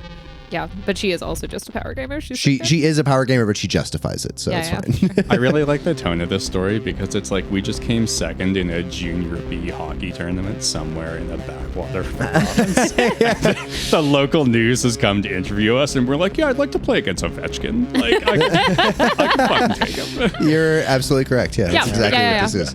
I will say that we had the opportunity to do just a little bit of work and have some correspondence with the Girls Who Don't D&D from Australia, and that was actually just like a total dream for me, and I totally fangirled about it, and it like tickles me every time. And they're so nice. They're so fucking nice. Extraordinary. They're the nicest And people. I feel like we need to admit something here, which is that yes, they do in fact have nicer voices than us. Yeah. It's not just the Australian accent. They're all incredibly pleasant to listen to. They're delightful to listen to. Very, very true. Mm-hmm. And they talk about lube a lot less than we do, so I think they have a leg up on us already. That could be a pro or a con. And like their episodes are We need available the on the lube. same I've heard it's platform. pretty What helps dry in our Australia. voices come across nicer. All three of you had simultaneous lube jokes. We're just like, what is squirty lube? Squirty lube, lube, lube, lube, lube. And none of you like let Yeah, Lee was anybody else asleep talk. for half an hour before that. She heard lube and she woke up. I was like, Need more lube. Thank you guys for thank you. But the Girls Who Don't D&D being just like so unbelievably phenomenal. Daniel Stradtails, who So kind to let me guest star on that one episode. And Leah as well, like to have you guys on there for a little bit. And have been so awesome in our community too. Some great crossovers there.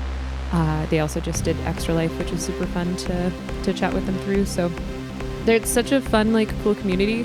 And getting to talk to listeners and other podcasters from different countries has been also super cool. We have accidentally found ourselves on a pretty high like Trajectory. top of charts in some really funny countries that we didn't expect. A little while ago, we had a nice big surge of Polish listeners, and we were one of the top Polish comedy podcasts for a while. I think Dungeons and Daddies was like number 8, and we were number 10 or something for a little while in Poland, and we just couldn't quite figure that one out. But that's now been a fun pastime of mine, is to look at like weird charts that we're creeping up on. Shout out Gothenburg, Sweden. Yeah. Have you learned how to say it, Brian? Nope. starsonalright@gmail.com. But we didn't get the Dream Join projects from Leah and Tom. Did we get it from Alex? Yep. Okay, good. Ira Glass and NPR. Nice. Yeah, that's a good one. You got one, Leah? Yeah, I'd love to do a collab with Cthulhu and just like totally Ooh. take over the universe. The great That's old pretty one sick. himself. Yeah. Itself, Yeah. I should say. Yeah, you know, It's pretty sick. be a little evil. Yeah. His agent is fucking terrible, though. Like, Truly. Trying to deal with this guy. I think he used to work at the call center. Thanks for saving the bit, Catherine. Leah, is there a metal band that you'd like to have like do music Ooh, that's a for good question. for a podcast? Oh, jeez. What would fit the vibe? One immediately popped into my mind. Who? Wardruna. Mm-hmm. Yeah, I think that would fit really well. I'm trying to think of someone who's also kind of ridiculous. Slipknot. Go, Tom. I'll keep thinking. Yeah.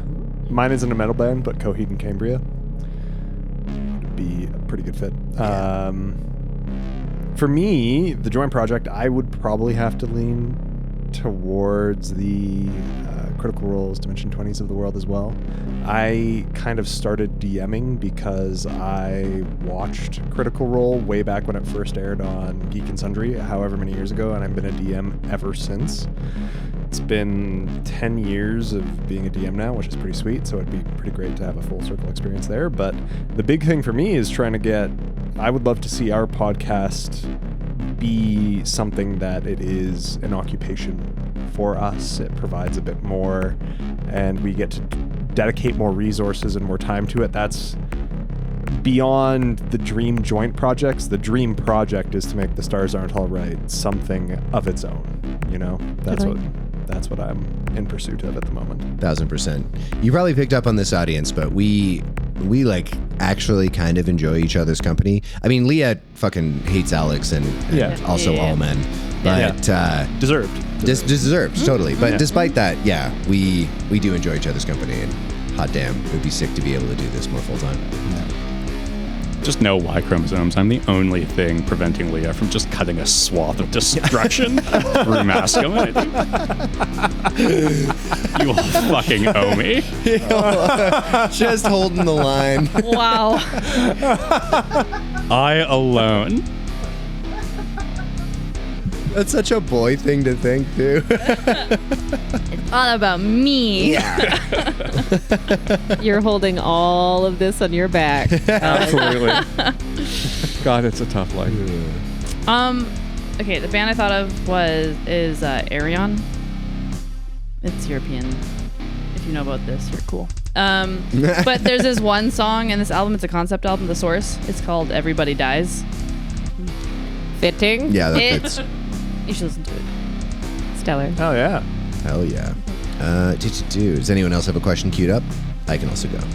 I've got like a multi-part question for the whole cast from Moy Rath. There are many individual questions amongst this.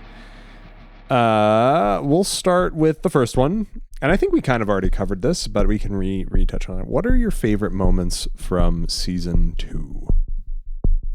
I have one that immediately comes to mind, and it might not be what people think. It might actually be what people think, but Just say it. Don't preface it. the important thing to know about this moment that I'm about to say. This is such a Catherine answer. My favorite moments from season 2 is when Baron was in the corrupted gardens and he saw the one survivor under the thing.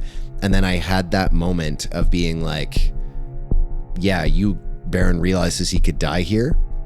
And then you decided to spend an unbelievable amount of luck, perhaps maybe the most that has ever been spent in one go on The Stars Aren't All Right, to save them. And I don't know, like in the moment I was like, that's cool, that's really cool. And then but listening back to it, I was like, I don't know, it was just like, it was so weirdly moving for me. Like it was just, there was something about like the quiet calm of Baron in that moment. Like, yeah, I could die, but that is what it is.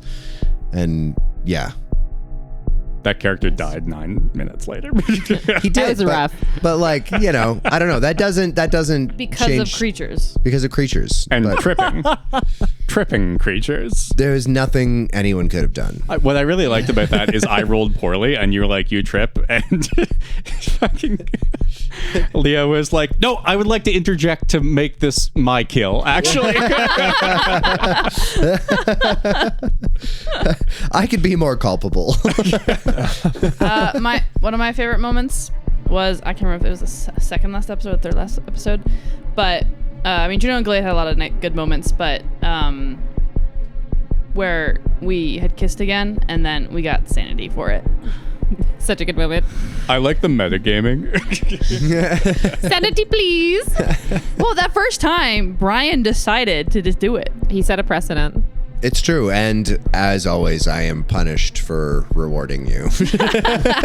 How it should be. How it should be.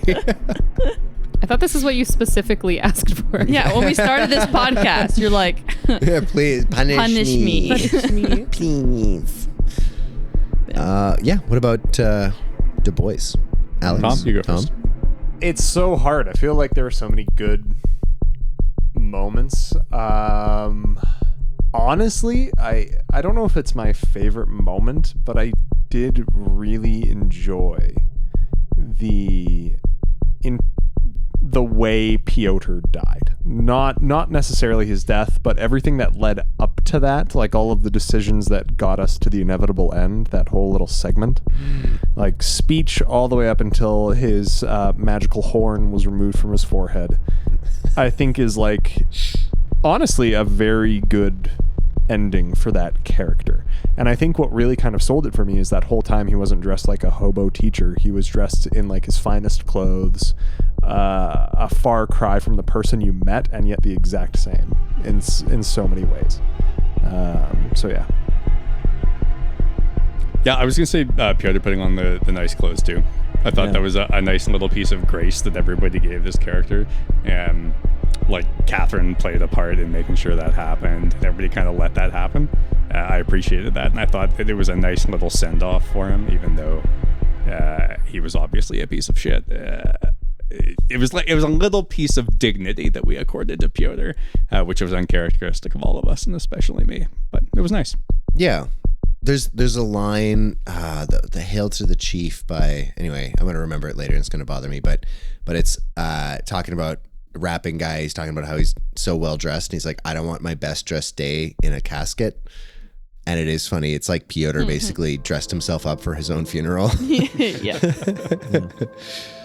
Oh man, good answers. Catherine, what was yours? I have a few. I like it when Sorry. I was gonna my favorite podcast moment is when Brian forgot about me. Again. No, I really, really, really liked the full circle of when Glade tried to hypnotize somebody over the phone. Yes. That was great. Was it the Scotsman that you tried to hypnotize over the phone? No, it was the Paladin. It was the Paladin because we were on the phone together for so long. And then also the phone bit, like still being on the phone. Amazing. So good. Oh man. Yeah, the smooches for sanity, I loved. The nobody's home, I loved. Trying to strategically figure out how to get the book, like give the book to people but not give the book to people. I was listening back to some of the difficult conversations that Alistair and Juno had, where Alistair's like, I just need to know about the book, and Juno's like, no. And we just spent 5 minutes having this like ridiculous argument of just me trying to avoid Alistair's questions.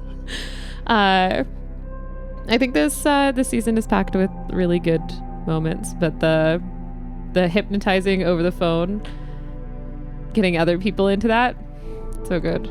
Also, baby Piotr, like any like flashbacks of Piotr's or Piotr's dream was maybe the most cosmic horror we did this entire season. Monsters included. Oh yeah. Brian? Fuck me for trying to do character development. You did great. Yes, Papa! I'm trying to do character development. With the little oxygen tank. Oh my gosh, yeah. So stupid. Did you do yours already, Leah? Your favorite moment? Okay, good. You haven't done yours. I did do mine. I started actually. Oh, okay. Never Yeah. mind. Yeah, I think we're good. All right. Audience, Or did we there all was a do series, wasn't ours? there? Starsarnerd@gmail.com. I would like to interrupt the whole Yeah. cast questions to go back to an individual question for Tom. Why did Alistair go so hard on Piotr? Has he no compassion for the elderly, or does he just have disdain for lube merchants and entrepreneurs? See, this is also a trapped question. It's not. I that love he the or. Yeah, the or. What Fox News correspondent wrote this in? Yeah, I know. This is a trapped question. Journalistic integrity compels me to tell you this is a poorly phrased question. Alistair has a problem with charlatans. He's a very direct person, and as Alistair promised to Piotr shortly after they met, he read the book. Alistair is smart enough to kind of actually follow what was going on, and didn't really appreciate the fact that the book wasn't what it promised. And kind of took umbrage with the fact that Piotr was very nonchalant, not only with his life, but with the lives of everyone else by starting a fire on a spaceship. Was a little frustrated that of all his seeming friends, and you might notice this is a kind of a trend for Alistair, he has expectations of people based on what he observes, and he observes this crew of people on a ship, and he's like, all right, great, they'll take care of this old man. And then they were like, no, we're actually leaving you with the old man. It's like, okay, sure. And then later on, when the mask resurfaces, you will have probably noticed early in the season, Alistair had no problems with the mask really whatsoever when they first met. It's just like, oh, this is another very direct person. They have their own way of doing things, whatever. It's all fine. What Alistair took issue with was how they handled their interactions with others at that point. So why was he hard on Piotr? He doesn't like the fact that in his mind, the book felt like kind of an active little deception, like pulling the wool over the uneducated world's eyes. Which is why most of that interaction in the hospital was me roasting him about his ideology in his book. Okay, you read Das Kapital. Tell me that fucking holds up. I'm not It's an economics textbook. Of course it's bullshit. Yeah, exactly. Yeah, but that's really it. He is pro entrepreneurial spirit, and I guess pro lube. Like, I don't know. I have another question for Alex. In season 2, episode 3, we are treated to an honest-to-goodness Piotr introduction with no secondary character first. Between that and season 2, episode 1, where y'all skipped the character intros altogether, how do you feel about closing Piotr's journey without a perfect record? I'm devastated and I'm actively seeking alternate opportunities. I talked to the guys from Planet Money at NPR. Joe Rogan and I have been corresponding. CBC's The Debaters. Like anybody who's just going to let me riff and pretend to be somebody else for at least 5 minutes at the beginning of every single episode. If you were to be brought onto Joe Rogan, what piece of paraphernalia would you use as character inspiration from the background? What's the name of the guy who tells to like Google shit? Jamie. Right. Okay. I would bring a Jamie sex doll. Nice. Or you would play a Jamie sex doll?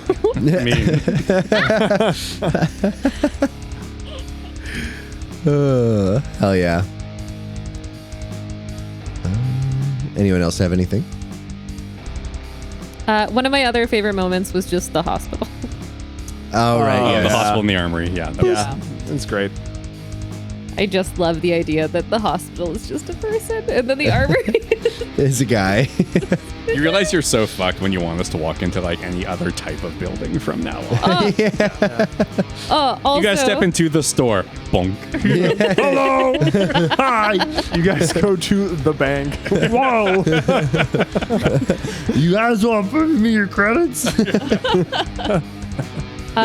Dr. Kripke falling in love with Piotr, also an amazing So good. moment. Yep. That was so fun. good. What do you mean? What do you guys talking about? I don't remember that way at all. He's just a really nice guy. Very friendly. Just, it's canon now. Dr. Kripke survived the apocalypse of Gate City, but wishes he hadn't because he's heartbroken that Piotr is dead. He's the one who finds the body. That's it. Yeah. He's just a whole moment of just being like, no. So there's a whole like revenge arc that Dr. Kripke is on, just so everyone knows. The real BBEG. Indeed.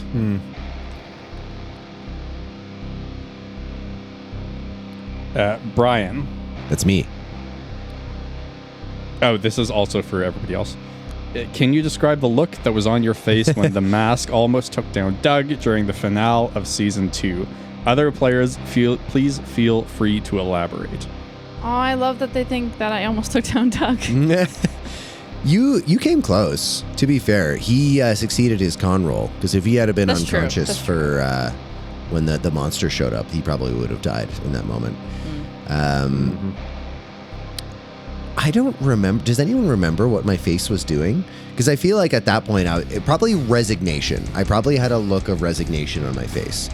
I thought that Doug was going to buy it at that moment. I think there should be a word of resi-indignation. Resi-indignation is how I would describe Brian's face for 3 hours while we record this shit. Or for 30 episodes or however many. Of various intensities, and it was probably very intense in that moment.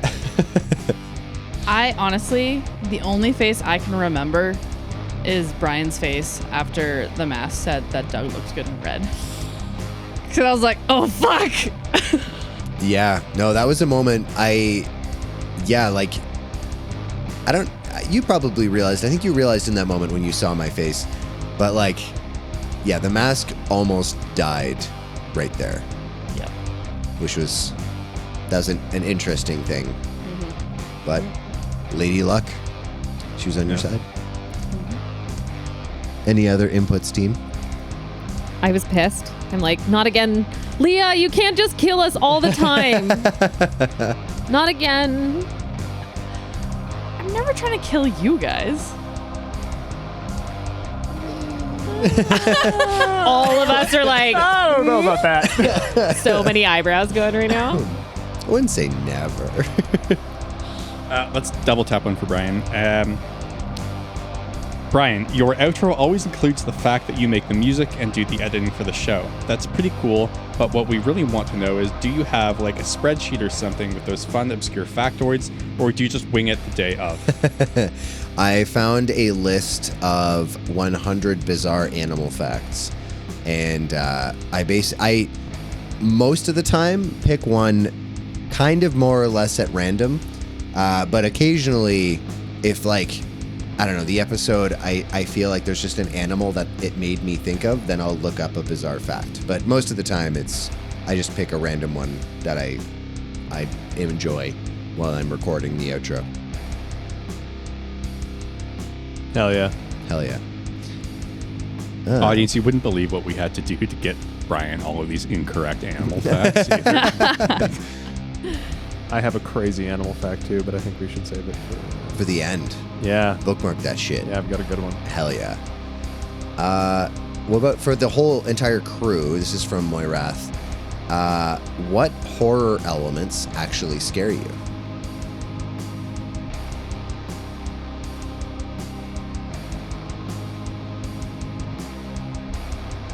Leah?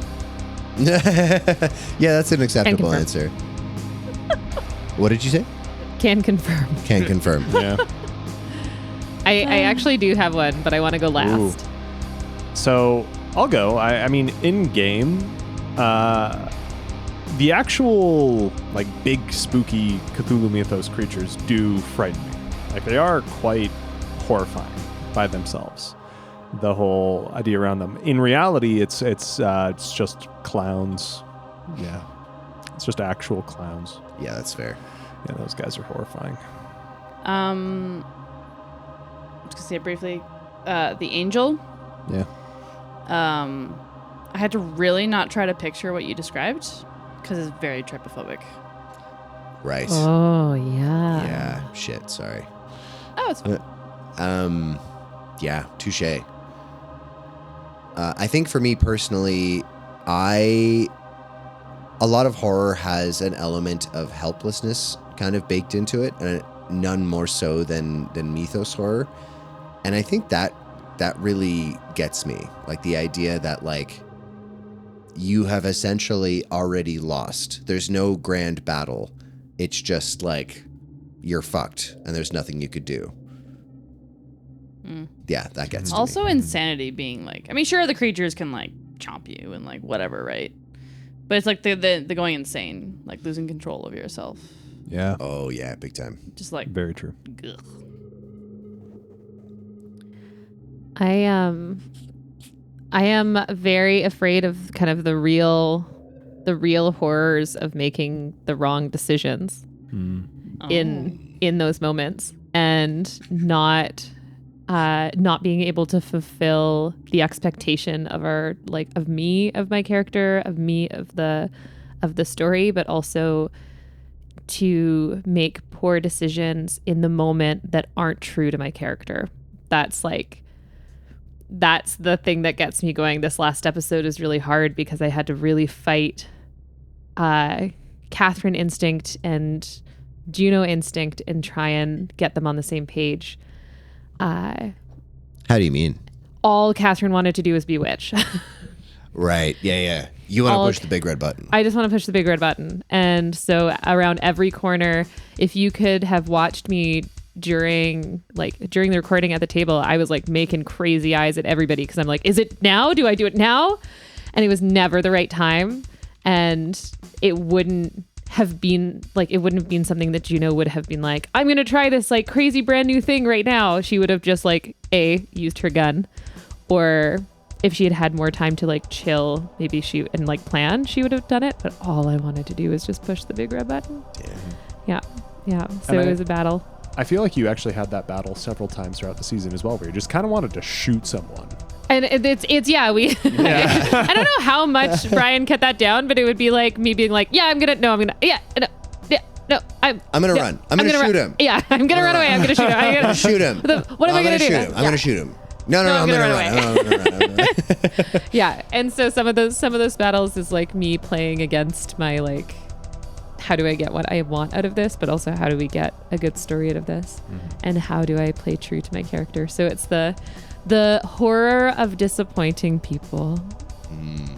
Damn, that's relatable. Yep. You've never disappointed us. Thank you. Well, no, I'm just kidding. That's true. It's true. You've rolled some dice that have not been great. Yeah, not kissing Glade. I'm disappointed. We should have done that. Speaking of not kissing Glade, Alex, I have another question for you. Yeah, definitely opposite direction there. Definitely the opposite. This is another question from our Discord. Alex, in Terry Pratchett's Discworld series, there is a character named Rincewind who is such a renowned failure and coward that, following the curved nature of the universe, he often runs so fast and far from the call to adventure that he loops back around to the other side, being hailed as a hero. Did you intend for Piotr to be the quote-unquote Rincewind of seasons 1 and 2? If he had never found the book in the episode 1, would he still have tried to topple the galactic economy? So it wasn't consciously based after a Terry Pratchett novel. I have not read any Terry Pratchett either. Anyways, Rincewind sounds like something you should talk to your doctor about. No, the plan was not always to bring down the galactic government with economic terrorism. That was based off of Piotr's interactions with Doug. And so Doug was one of the only characters that Piotr kind of actually interacted with and understood and that kind of stuff.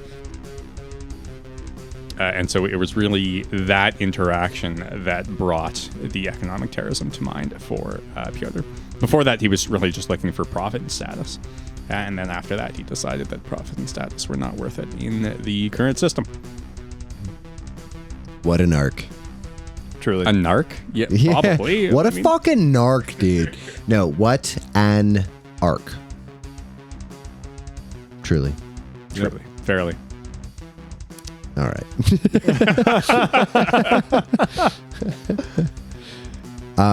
We still have like way more questions. Oh, okay. For the entire crew, do you all have any favorite science fiction movies, books, video games, TV shows, etc.? Piotr was a shitty version of Harry Seldon from Foundation by Isaac Asimov. Nice. Oh, I didn't know this. Yeah. That is an awesome. Take Harry Seldon and make him shitty. And that was Piotr. Awesome. Oh, things make sense. I don't have new ideas. Yeah. Like, fuck off. There are no new ideas. Yeah. Any favorite science fiction movies, books, video games? I'm currently playing a video game right now that is sci-fi, in the realm of sci-fi, speculative fiction. It's called Clair Obscur Expedition 33. Heard good things about it. It is probably the best game I have played in notable memory, save for the wonderful experience of being able to play Helldivers with all your friends or something like that. But like a sit down, play a game by yourself kind of game, I have not played a better game than this one in a profoundly long time. Everything about it is stunning.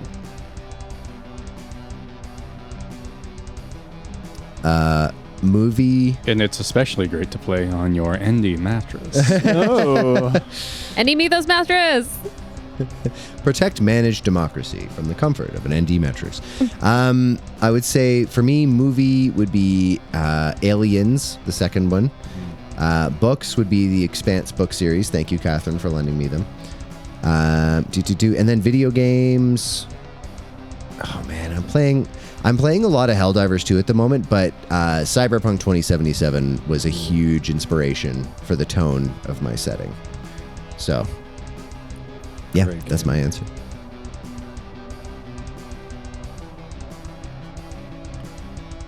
I have very, very, very many like favorite sci-fi stories. I'm trying to, not sci-fi, but probably my favorite like fantasy series right now is the Dark Star series. There are only 2 books out right now, but it's by Marlon James. The first being Black Leopard, Red Wolf. Phenomenal, super gory, really, really disturbing, a hard read, but amazing. The second one is just as, actually I found more disturbing in a lot of ways, and I'm still waiting for the third one to come out. But definitely worth a read, and something that doesn't get a ton of like mainstream readership. But I am also going through the Martha Wells Murderbot right now. It has a very similar energy to kind of the Martian, like Andy Weir style. It's very like kitschy. I haven't seen the TV show, but I'm excited to watch it. I'm a big Andy Weir fan. I like the science fiction. And of course, like The Expanse, the James S.A. Corey duo does a very good job. And I'm excited to see read their new series that's coming out as well, or that has started to come out too. It's another space opera, and we do love a good space opera. Mm-hmm. Hell yeah. Yeah. Fact. My favorite book series right now is actually also a space opera. It is not that one. It is Sun Eater. It's very good by Christopher Rocchio. If you're interested, it is phenomenal. Okay. Excellent. Worth a read. Guys, should we do a sci-fi horror book club? I don't hate that idea. Yeah. I would love that, actually. If you'd want to take part, hop onto our Discord and let us know. Book club nights. Yeah. Leah has to read it to me. Oh, Okay. that's nice. Thanks. It'll be when you least expect it. Dang. Yeah, it'll be the best. You'll just be at work and all of a sudden Like minute 6 of me trying to take a dump and just head pops over the cubicle. Or like in the vent, just like like a stall in the bathroom, not like my work cubicle. Both. Yeah. do you poop in your Okay, so next question. Just go quickly. I haven't really read much sci-fi. I guess video game wise, playing a game called Control. It's the same world as like Alan Wake. Also great game. Yeah, it's a lot of fun. I don't know, even movies, I'm like blanking. Brian, do you have any favorite or least favorite Mythos monsters? I think my most favorite is probably the Hounds of Tyndalis, as listeners to the podcast might expect. I love the something so mundane as a corner becoming like incredibly threatening. It's so good. It's crazy.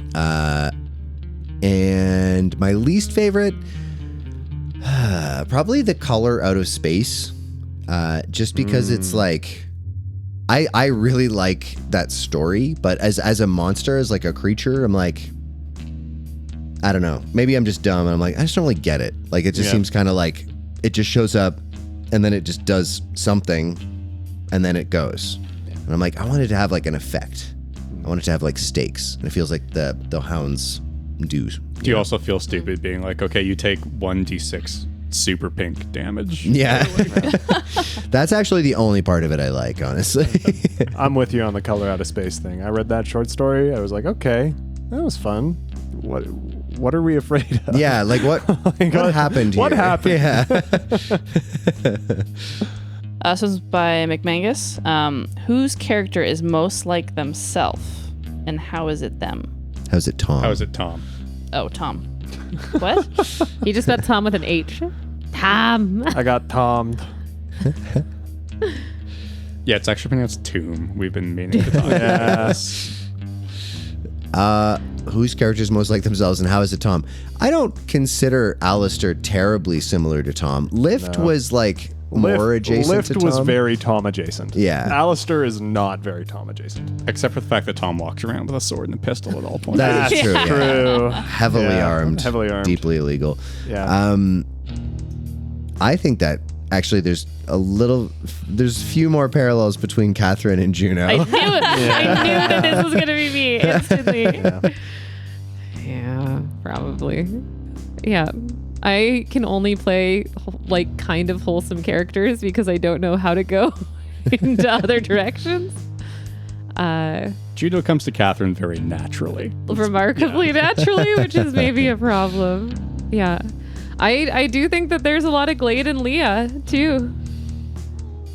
Kind of stoic badass. Yeah. She actually also walks around with a pistol and a sword at all times. It is. Yeah, Leah pointy does have a folks. sword embedded in her arm that she can shoot out at her will.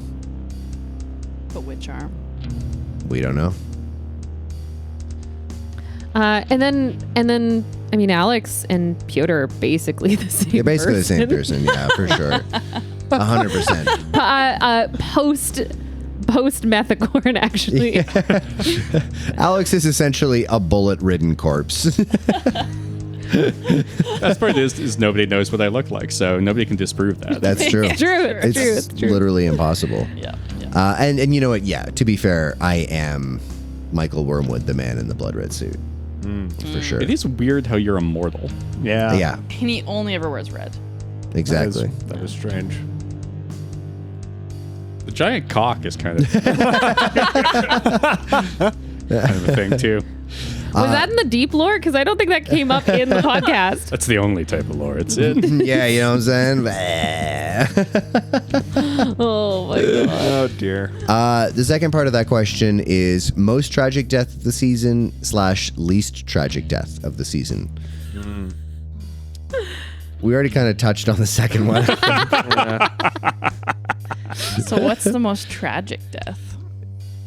I think personally, I think her name was Daisy, and she was the assistant manager. I think that Yeah, I at the loved Oshkosh watching her for Fuck go. You. I was like, I just crunch away little monsters. Holy. Get her away Tenjin? from us. I was thinking Tenjin. Tenjin is If hard he for me. died, it was off screen. We don't know. Tenjin for sure died. I watched Brian cross out Tenjin's name after that happened, and I knew he was gone. Yeah, we didn't see the title of the page, which was "Characters in Danger." Yeah. Is Special K alive? We don't know. That was a rough We one. only hope. There were some really tragic like NPC deaths and like NPC deaths that we didn't know very well, like we talked about with Baron saving somebody and then having them die was hard. Yeah. Yeah, especially maybe because it was such a heroic moment for Baron to like save this person and then to have that not mean anything in the end. Yeah. It was perhaps a little frustrating, yes. Oh no. Crunch, crunch, crunch, crunch, crunch. Yeah, I mean, the number one most tragic death is still Lift. Yeah, the number one most tragic Yeah. death of season 2 is still That will left. reverberate through space and time. Yeah. 1,000%. I loved watching having the paladin die. Oh, Yeah, yeah. that was great. That was just Finally. satisfying. That was awesome. Totally. There's something poetic about having him sniped as he was running away as well. Yeah, that was And sick. then I just channeled having some inner Trinity there. Yeah. Hell yeah. And then just having Alistair like eyes closed. We were like having a moment, and Alistair's just like eyes closed, looking like away from everything. That was a favorite moment of mine too. Like, can I open my eyes now? I'm passed out. Juno's crawling around. No, can't I don't open her want to eyes. look at it. Or when we were talking to Wormwood and you were muted Oh, yeah. Blind. and you were blind, Right. and I was trying to blow him up. There's a lot. Wormwood got a lot of hostile vibes. He really did. Yeah. He really did. Yeah. But yeah, the paladin death was a favorite. That was great. Yeah. Finally. It was well deserved. Had it coming. Mm-hmm. Brian, we got one more on here specifically for you. Oh, okay. What is Major Ziggy's highest charting song? Is it Death on Ganymede? Is it Cat People bracket Growing in Vials bracket? And this is my addition. Or is it Sandstorm by Darude? Interesting. I think it really depends which sector. Galactically, Sandstorm by Darude by Major Ziggy did the best. But in the Gate City sector, Cat People, parentheses, Growing in Vials, and parentheses, did the best. And then, Which is a remix of Cat People bracket Growing in Vials bracket. Yeah. yeah, exactly. And then Death on Ganymede did the best in the primary sector, as people might expect. What's next for Major Ziggy in his career? Oh, he's doing some really interesting stuff with spoken word at the moment. Nice. Yeah. I thought he was gonna get the janitor to, what is that instrument that you have to? Oh, a theremin? He's through the janitor is going to play the theremin. Major Ziggy kind of is a theremin. That is true. Unless we have any questions that we must close out on, I have one that I think would be particularly poignant. What is your character's perfect spa day? Because it isn't. It's for Alex specifically. And it's, why nuts? And what kind are they? As a child, at one point, I was in South America for undisclosable reasons. And as I was walking the That's streets crime. of one major South American city, there were these like nut vendors. They had these like perfectly honey roasted nuts. They were like warm, they were sweet and a little bit salty and just like extraordinarily crunchy. So the closest that Baron will come to divinity is knowing that he just has a constant supply of perfectly warmed, extraordinarily sweet, slightly salty honey roasted nuts. I imagine that they're perfectly warm because he just like hides them under a belly fold all the time. Yeah, One of. and his belly fold is at like 72 degrees It's like Celsius. very, very warm. Yeah. And what kind? What kind of nuts? Honey roasted.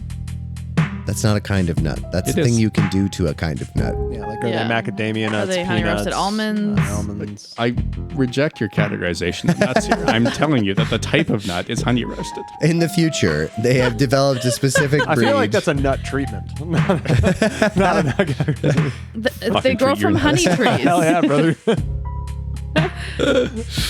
I guess no I will further fight questions. you on this to the end of time, Brian. Is this how you want to end this episode or not? It does feel fitting, doesn't it? I have one more question. Yes. What the fuck, Alex? What the fuck, Alex? Honey roasted is a fuck, type Alex? of nut. It's a type of nut, and I'm not hearing any good arguments to the contrary. I just think we're all so shocked that we don't know what to do with you. I know what we could do with him. Trip him. What'd you say? Yes. Trip I 'em. said trip him. Oh. You can honey roast these goddamn nuts. Actually, twice I tripped him. Once of those was in real life, and I had to go to the hospital. The best day of Leah's life. Yeah. I think on that note, team, let's call it for this particular recap episode. Just like to say thank you to all of our listeners so much. Whether you just, kind of listen and follow us on social media and stuff, that's amazing. Like, that's so much. To our Patreon subscribers, that's obviously incredible. We really, really appreciate the support there. Every little bit helps. And ditto anyone who has purchased our merch. And then, thank you to the 4 people sitting in front of me. You guys make this worthwhile. This is a really fun thing to do. I love telling silly stories with my friends. So thanks, guys. For the record, there's someone else sitting in front of Brian, and then the other 3. I deliberately excluded that person. Thank you all for listening. We can't wait for season 3. Yeah. Thank you all. See you soon. Bye.